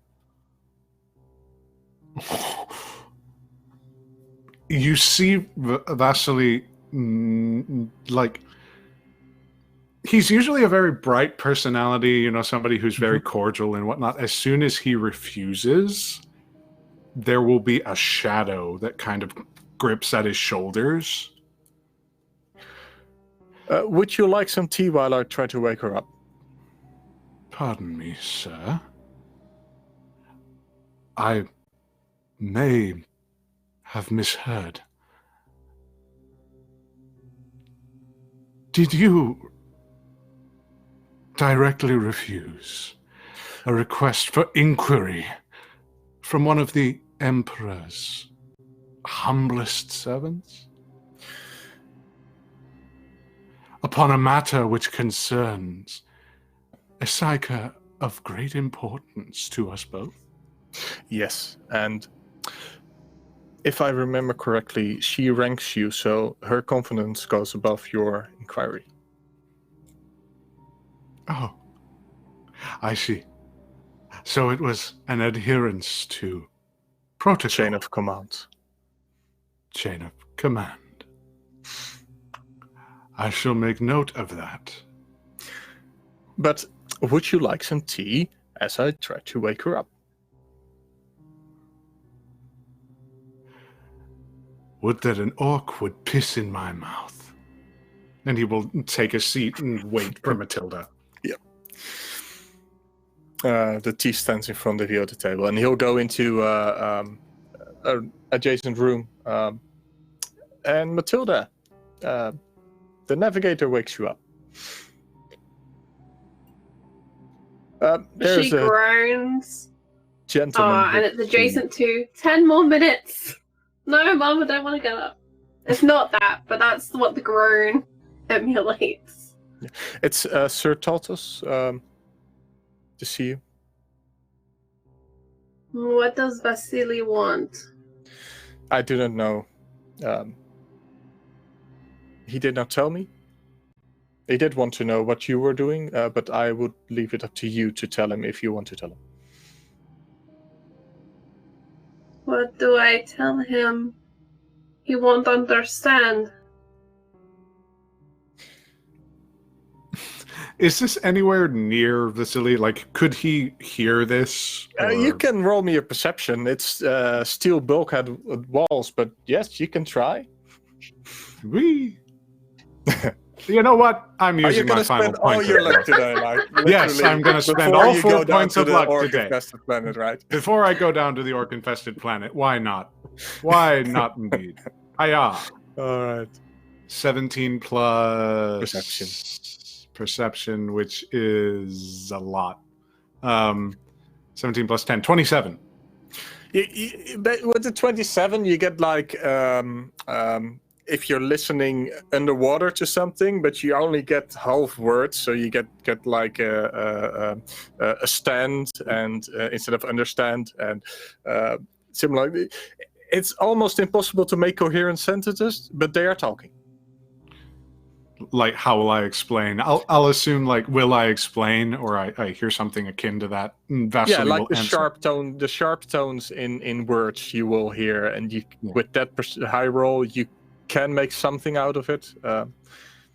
Vasily will call in response, and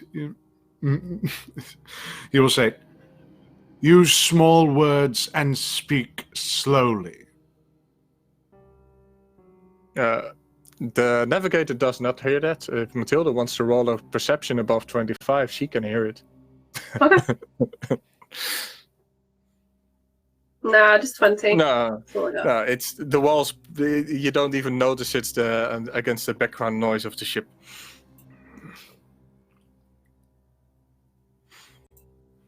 So I think we are too late, Sanctinius. I don't know if there is anything we can do here. I do not understand. Do against what? Whatever it is that seeks the artifact.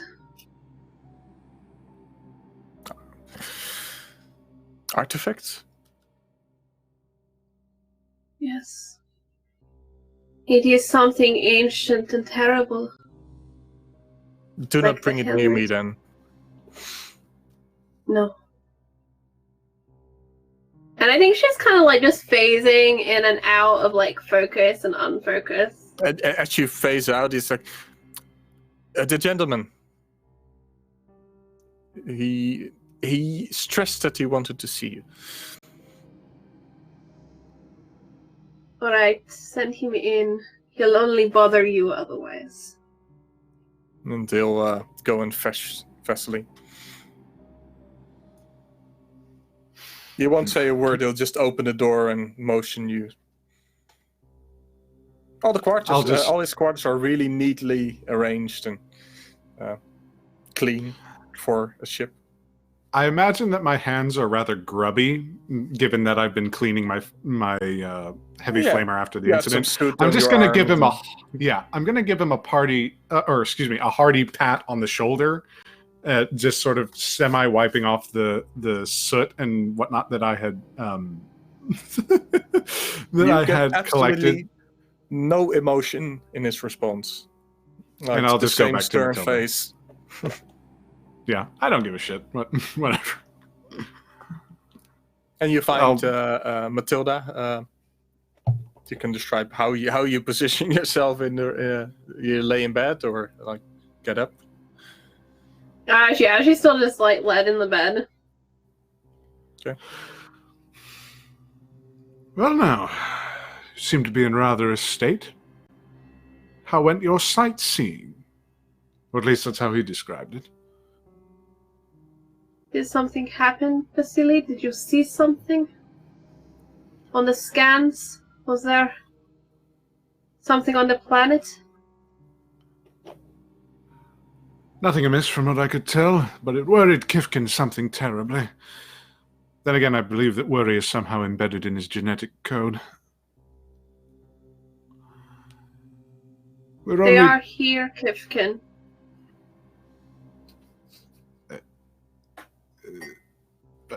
Vasily here? He's No, Vasily. He's Yeah, just going to she'll wave. start talking to Kifkin. It's fine. Yeah, it's just like, Vasily here. Who's here? The Eldar. Something powerful. Okay. What we saw happened, Kifkin.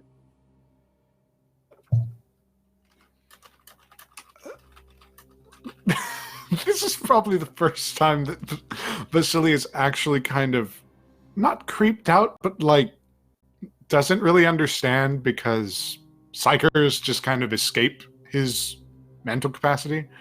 So he's just gonna get down eye level with Matilda. Whatever transpired, I'm sure can be solved. It can be remedied in some manner. It is dead. It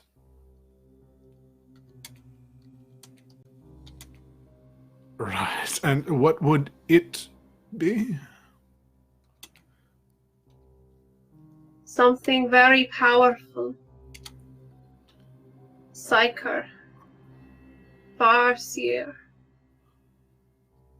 Eldar. I do not know, but it is dead.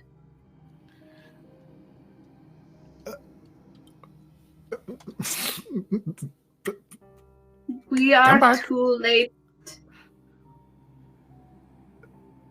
For what exactly?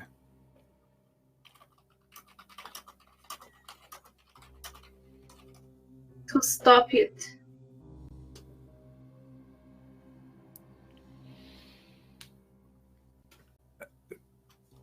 Matilda, I understand. Vasily. Just Kifkin, as the ripple through the other reality happened, you also got distracted, and when this conversation started, you somehow started hearing Matilda's voice when she said Kifkin and everything she said after that.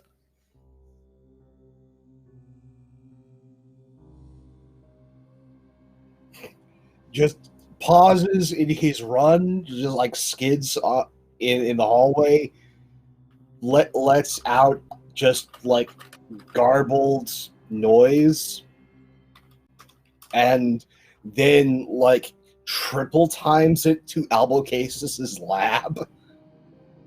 All right, and the two of you can continue though.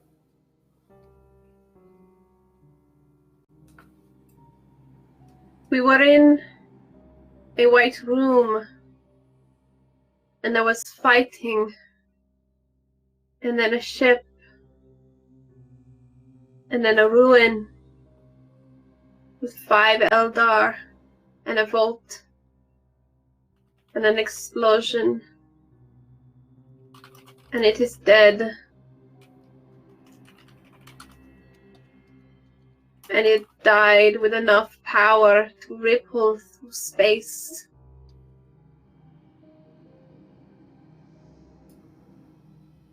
We are too late, Vasily.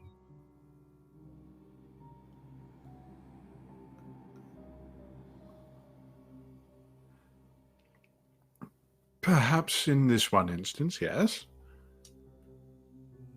But this vault that you were privy to by means... And he thinks back to his conversation with Albucasis earlier. By means which I'm sure you would share with me if I asked.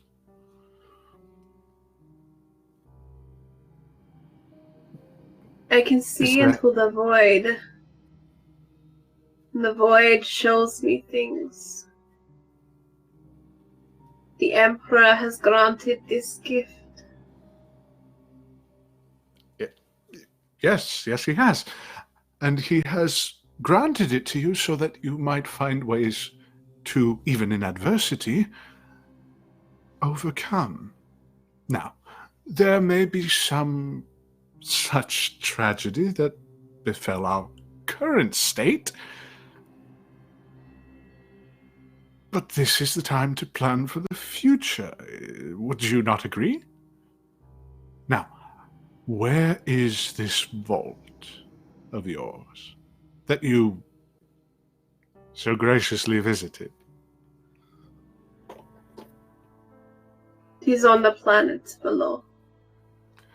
A start. Now,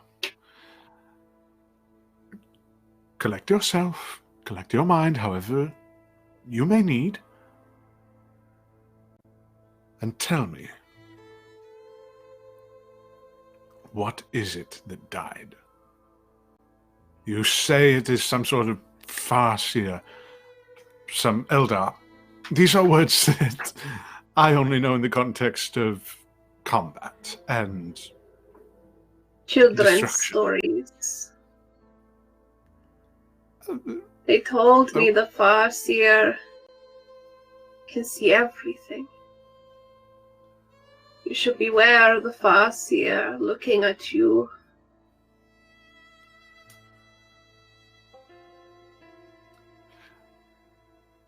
They see what you try to hide from the Emperor.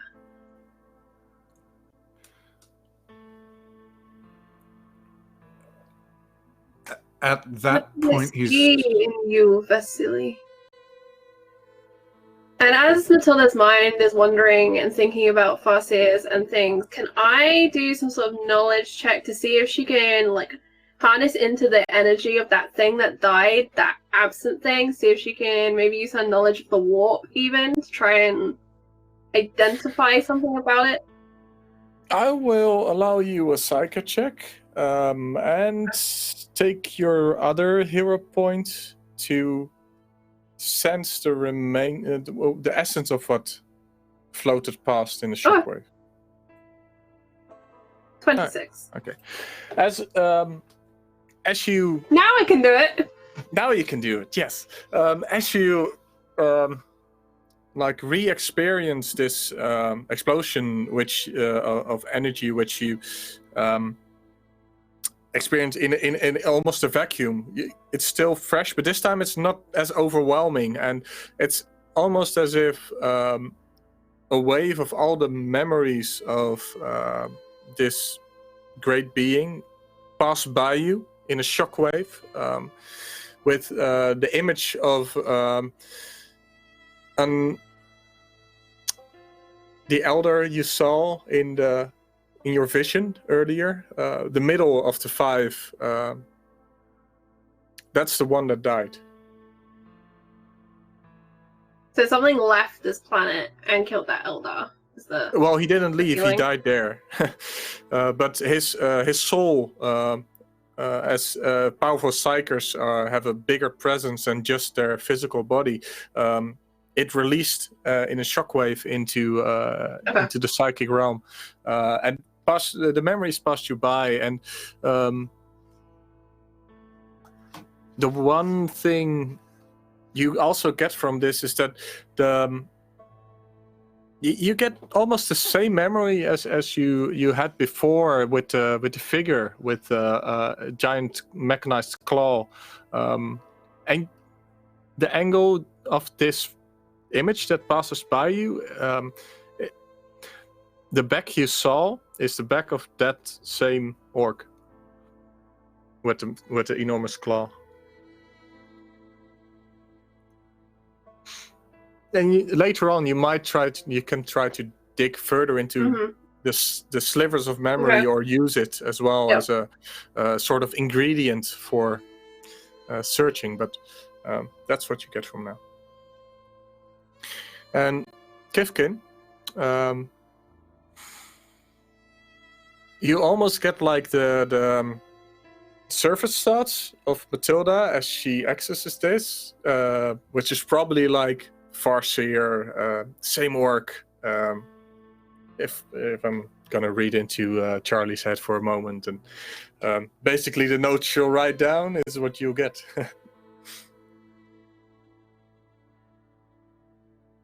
And at that moment, I just like the idea of Kifkin, like, coming up to Albucasis' lab, the doors are already shut.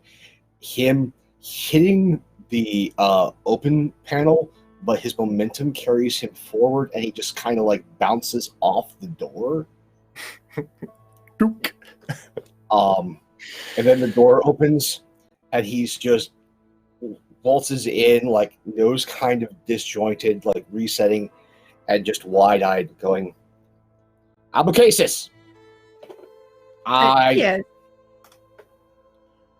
Okay, so I know this isn't necessarily your specialty, but tell me you spent some time with some obliterators as part of your time on the Forge World, because we may need to cobble together some of their sonic disruption weaponry, something really big." Wouldn't that make mining a little? I mean, if you want to do that, I suppose that's one way to mine in a rush. But Sure, we're going to use this to mine in a rush. Mine. That's what we're doing.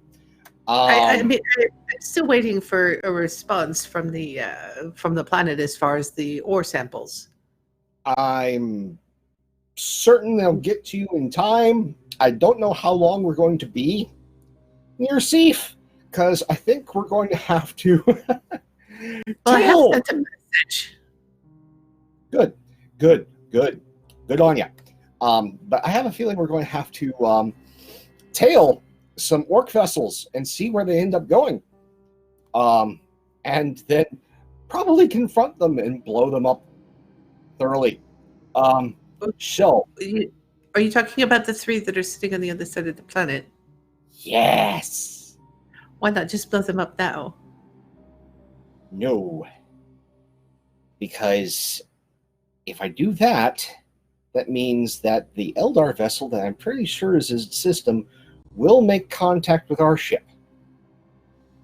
I am more than willing to plan on them doing the exact same thing I'm doing, and I'm going to wait for them to get impatient and then confront the orcs. And then we'll strike them. So you want to wait until you have more people to fight against your one ship? I want to have everything on the table, which reminds me, I'm going to... You probably have already hacked and gained access, but sure, I'll make this an actual formality. I want you to research everything you can on Eldari Shadow Shield technology. Shadow Shield or Shadow Field, it depends on the military report or if it's domestic. It's the thing that makes it so that their ships look like they're not there. Before. This takes priority. Because if we're going to have to target their vessel in self-defense, I want to be able to maybe have a shot at them. But I am hoping that instead they can get their bloody, bloody vengeance, and in the process of them getting their bloody, bloody vengeance, we can slip in there, retrieve the artifact, and get out. That would be, yes, I can see where that would be helpful. And you notice the whole time that they haven't been looking at you, they've been working on a charred servo skull. He's like 3/4, if that, here.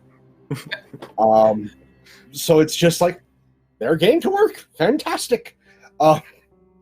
And with that going, now that I've actually said it out loud, this is actually not my worst plan.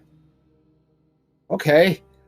So, yes, get on that. And then just sort of about faces and then runs again.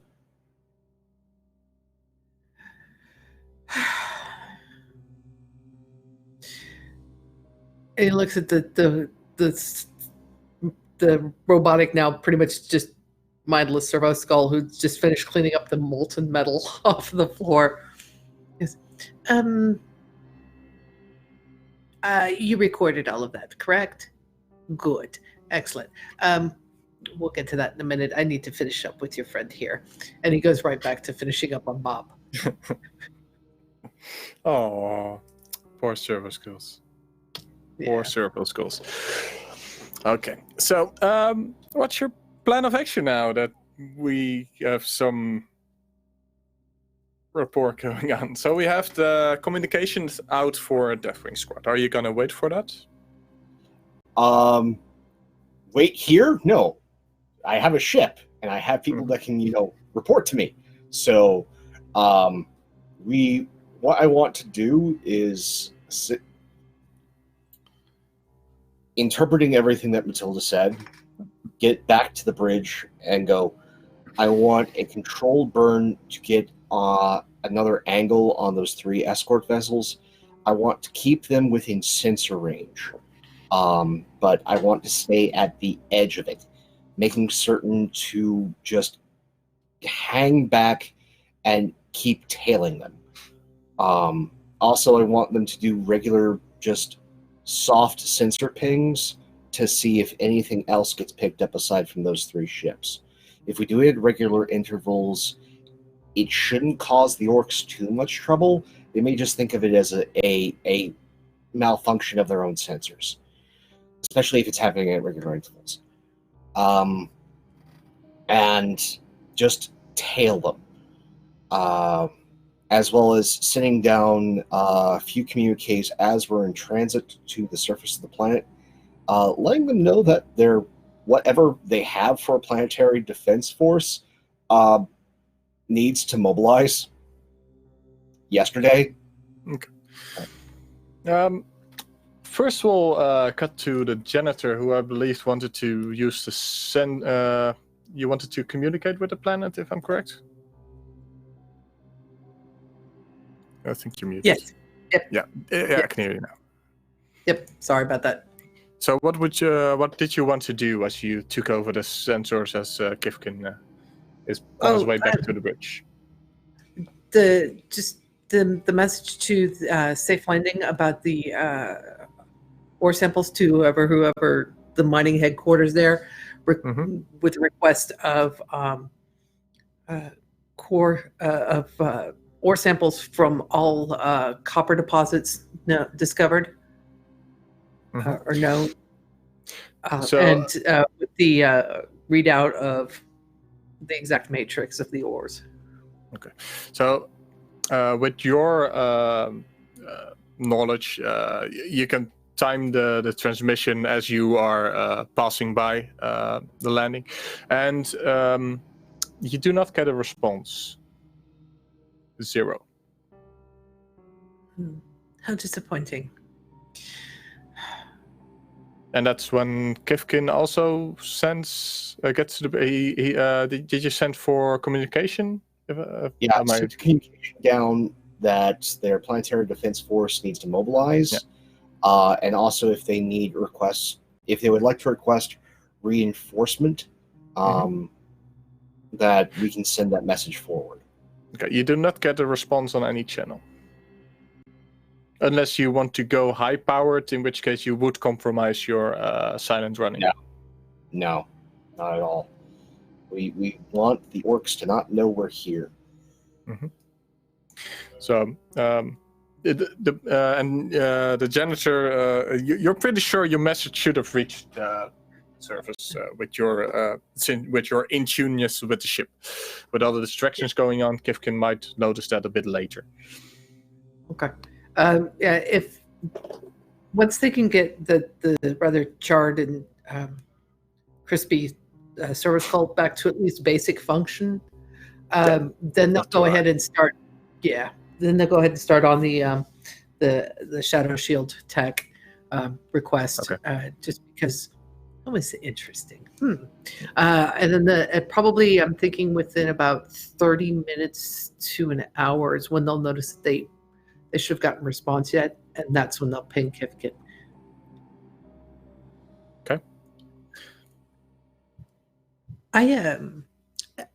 Kifkin. Yes. I sent a message like I mentioned down to the mining headquarters looking for those ore samples so we could determine the location of the mine where the alloy came from, copper and the alloy came from. I haven't had a response yet in about an hour. You would think that would be a fairly simple request, but Could you perhaps use your little force of personality, as we say, to push along the answer? Maybe get them to hurry up a little bit. I have a sneaking suspicion this confirmed a previous worry. It's just I have a better idea as to what this war boss is now, and that very much makes me uncomfortable. Also, what happened before the war boss got there. Yes, we're doing Orc war boss.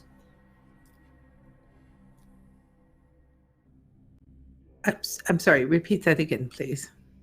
We are dealing with an Orc war boss, and I'm guessing Why with a Orc war boss? I'm jumping 6 moves ahead.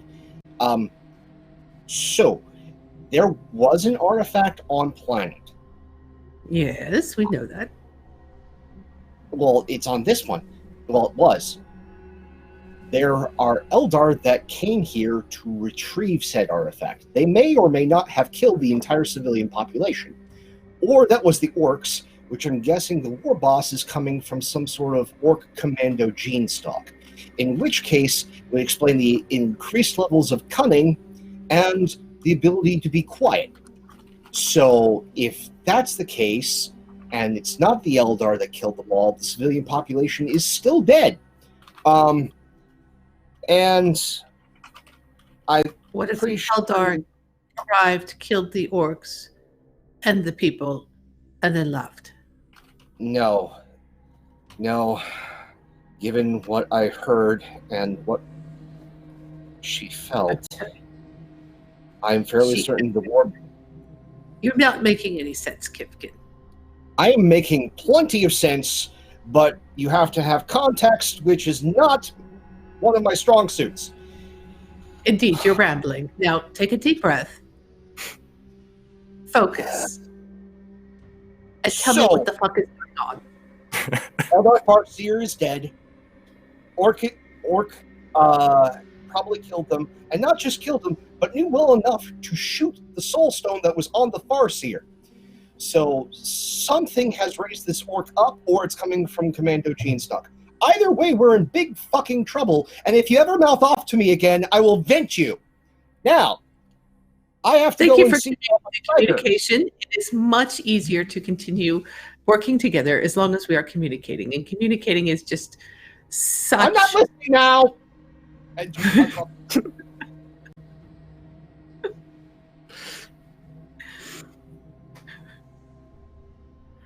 We're such a well-functioning, well-oiled group. machine. Just such camaraderie. And at this point, the editor is now thinking Vasily is the best communicator of the group because at least Vasily communicates. Lovely. So do you walk out, I think, Kifkin, or I'm not listening?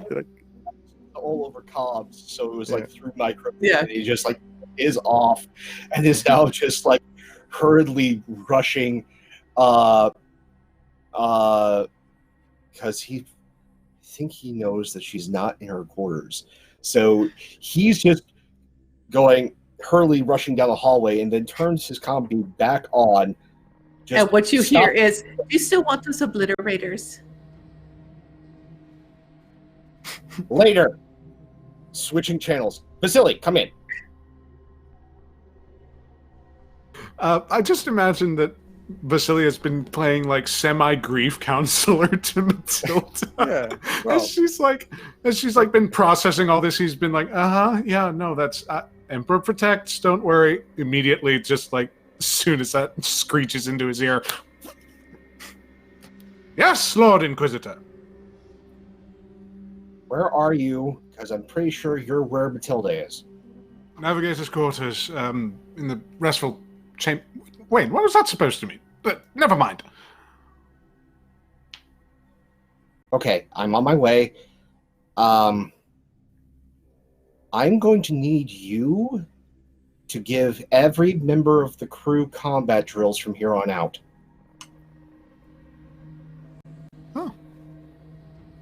Finally, he gives me something that I'm good at. He chuckles to himself and turns back to Matilda, who I'm assuming is still in sort of that, like, we failed or we're too late kind of space, like, headspace. Not to impress too much upon the character. I think the other thing that you're noticing as well is this ebbing smell of ozone is just like coming off of her in waves. And her eyes haven't stopped being like super dark this entire time. Matilda, I need you to listen supremely carefully. Whatever transpired, whatever happened, whatever you saw, it cannot not be undone or unfixed. The Emperor protects always. But I will admit, he may not show us how, or may indeed simply give us the tools with which to protect ourselves.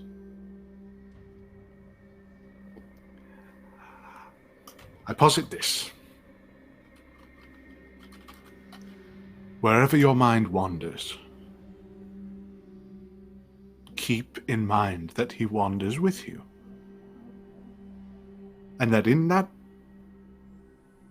head of yours, that terrifying and secretive little head of yours, there reside a wealth of dear and near memories that you can turn to. Sure, Donnie wouldn't want to see you in a state like this.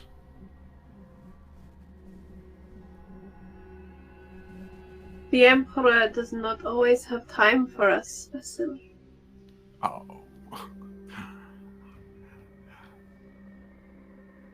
You and I have a very, very contrasting view of the capabilities of the Emperor. That is because he speaks to me, and you just read his words. I would amend.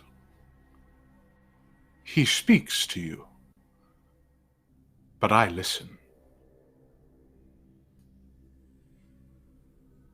Perhaps you You should be should listening consider to your Inquisitor, then, Vasily. I am. Kifkin is in charge here.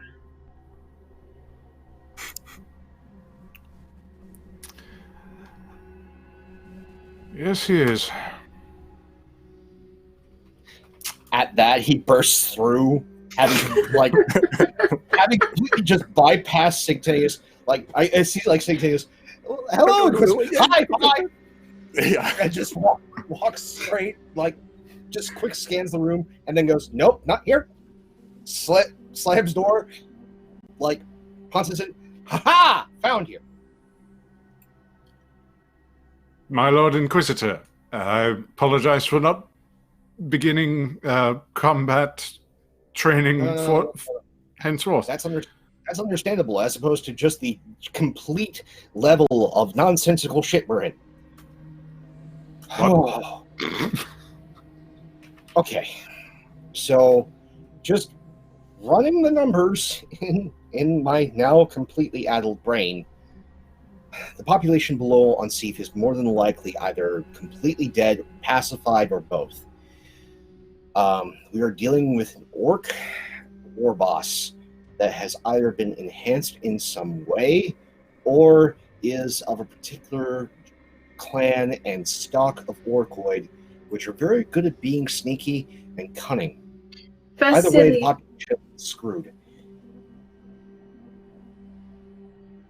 when someone Yeah. steals something from you, and they need to get from a planet to a ship, how do you stop them from leaving?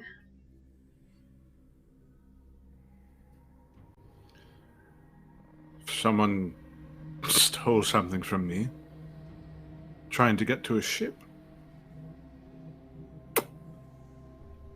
Blow up the ship? Kivkin, can you kill them all? No. All 3 vessels? Without the ship taking severe damage, no.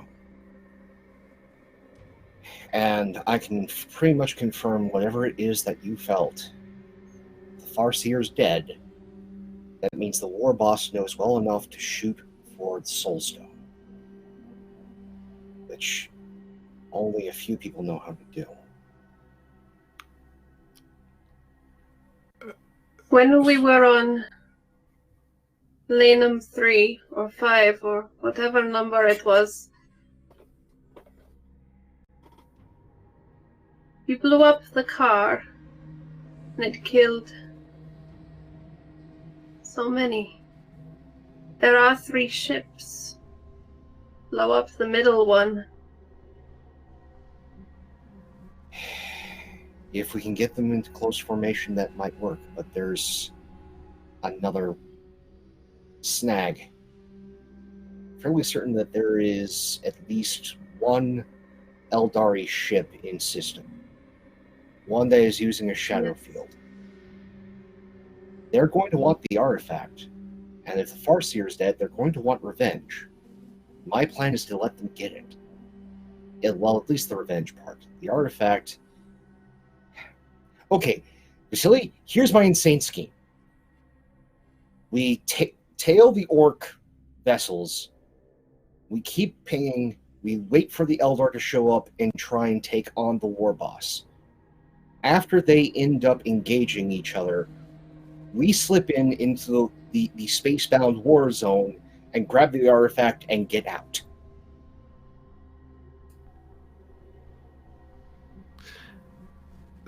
Have we any knowledge of the artifact itself? It's A gauntlet. Beyond that? Same material and composition as the helmet. Probably predates the Eldari Empire.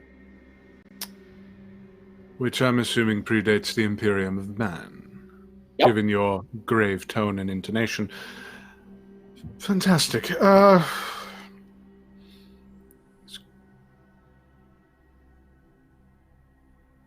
You see Vasily kind of like pause for a moment and actually think on the plan. Surprise, surprise. It is possible to set 2 enemies against one another. Though, I will admit, the combat drills that I will have to run maybe slightly more intensive than that which I would normally prescribe. Silly, you do what is necessary to keep these people alive. You have I that can never authority. guarantee that. You can't guarantee it, but I know you. If you set your mind to a task, you will do it. I am giving you martial authority over this vessel and the people here on it. The only one who can countermand you from here on out is me.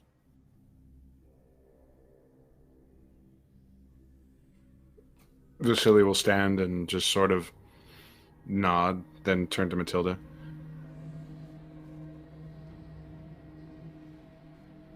Keep these 2 in mind. Whenever you roam, the Emperor first, and Donnie. That should clarify a few things.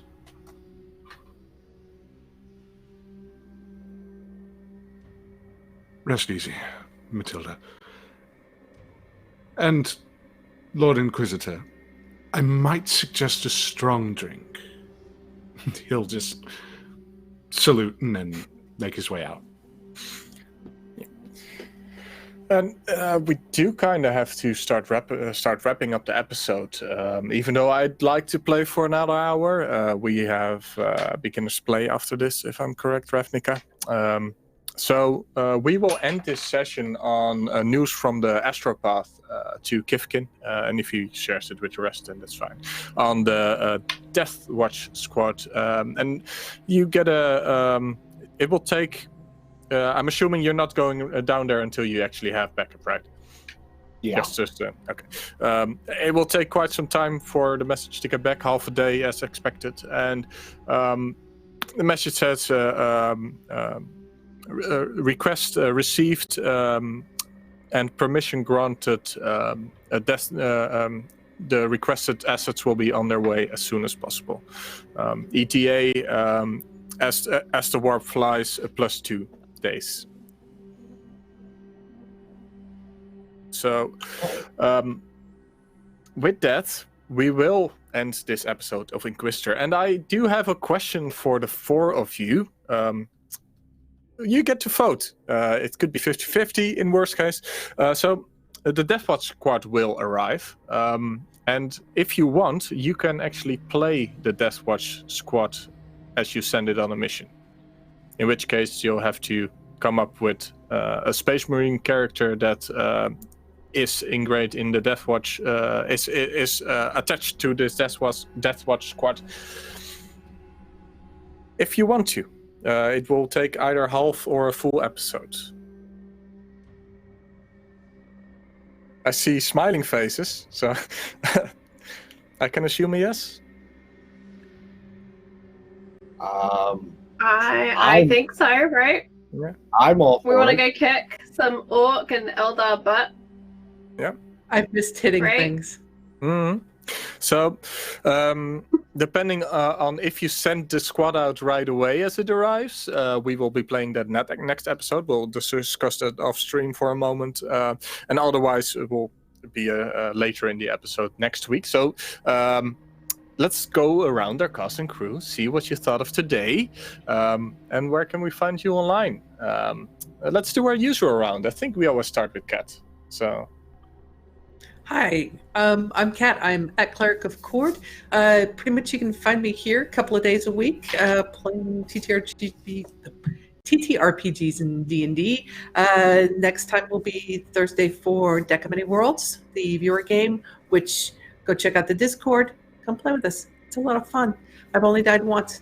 And on Fridays, it's Basilica of Cudgel, the Greyhawk campaign, which is a lot of fun. And a little halfling paladin is such a joy to play. Such a joy to play. I have other games throughout the week on different streams. Check my pinned tweets, and that's where you'll find me. And I loved today. By the way, the Inquisitor Kifkin did get essentially a wiki article printout on what's known of Eldar Shadow Shield technology.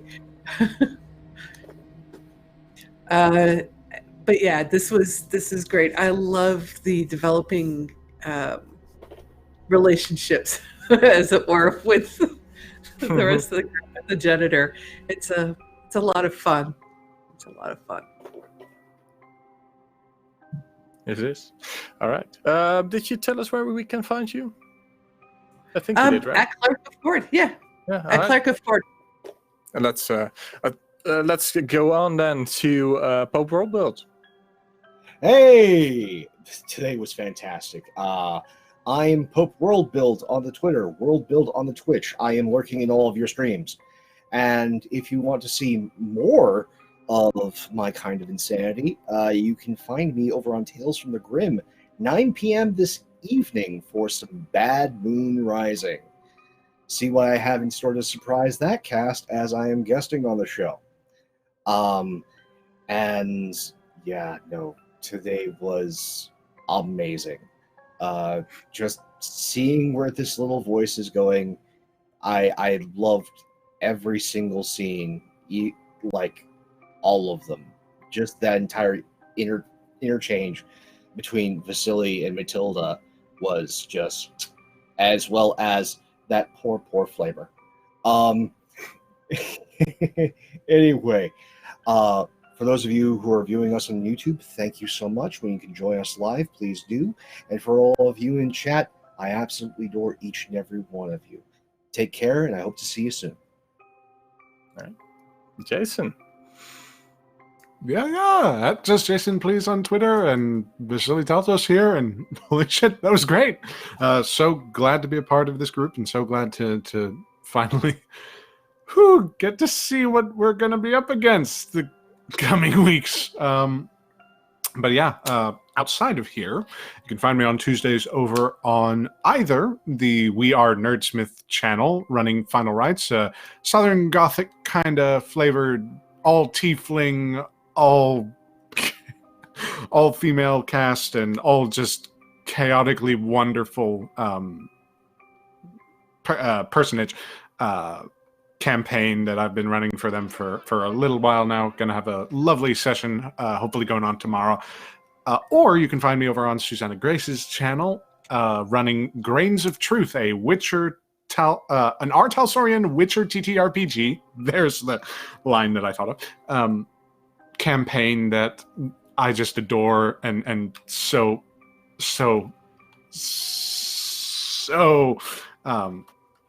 love running. Then on Thursdays, not this Thursday, mind you, because 4th of July, you can usually find me over on RPG Webby's Twitch channel as a part of the fantastic crew of the After the Fire campaign, a Song of Ice and Fire role-playing game that has been going on for a minute with some of the best in the business, in my opinion. The rest of the crew will be there on Thursday, and it is our season finale. Yes, and I'll leave Charlie with the details. But beyond that, man, I'm just pumped to see where this goes, and really, really excited to see how things shape up. So again, at Just Jason Please on Twitter. Check the pin tweet if you want to know the times and whatnot. And take care of yourselves. Shall I do my words before handing to Matilda so she can do the wrap up as well? I am Vuurmannetje. You can find me here on Mondays. I really, and on my webpage, which I linked in the chat. Other than that, I really enjoyed today. It was great. So one of the coolest things for me was 2 episodes ago, I asked the group yes or no.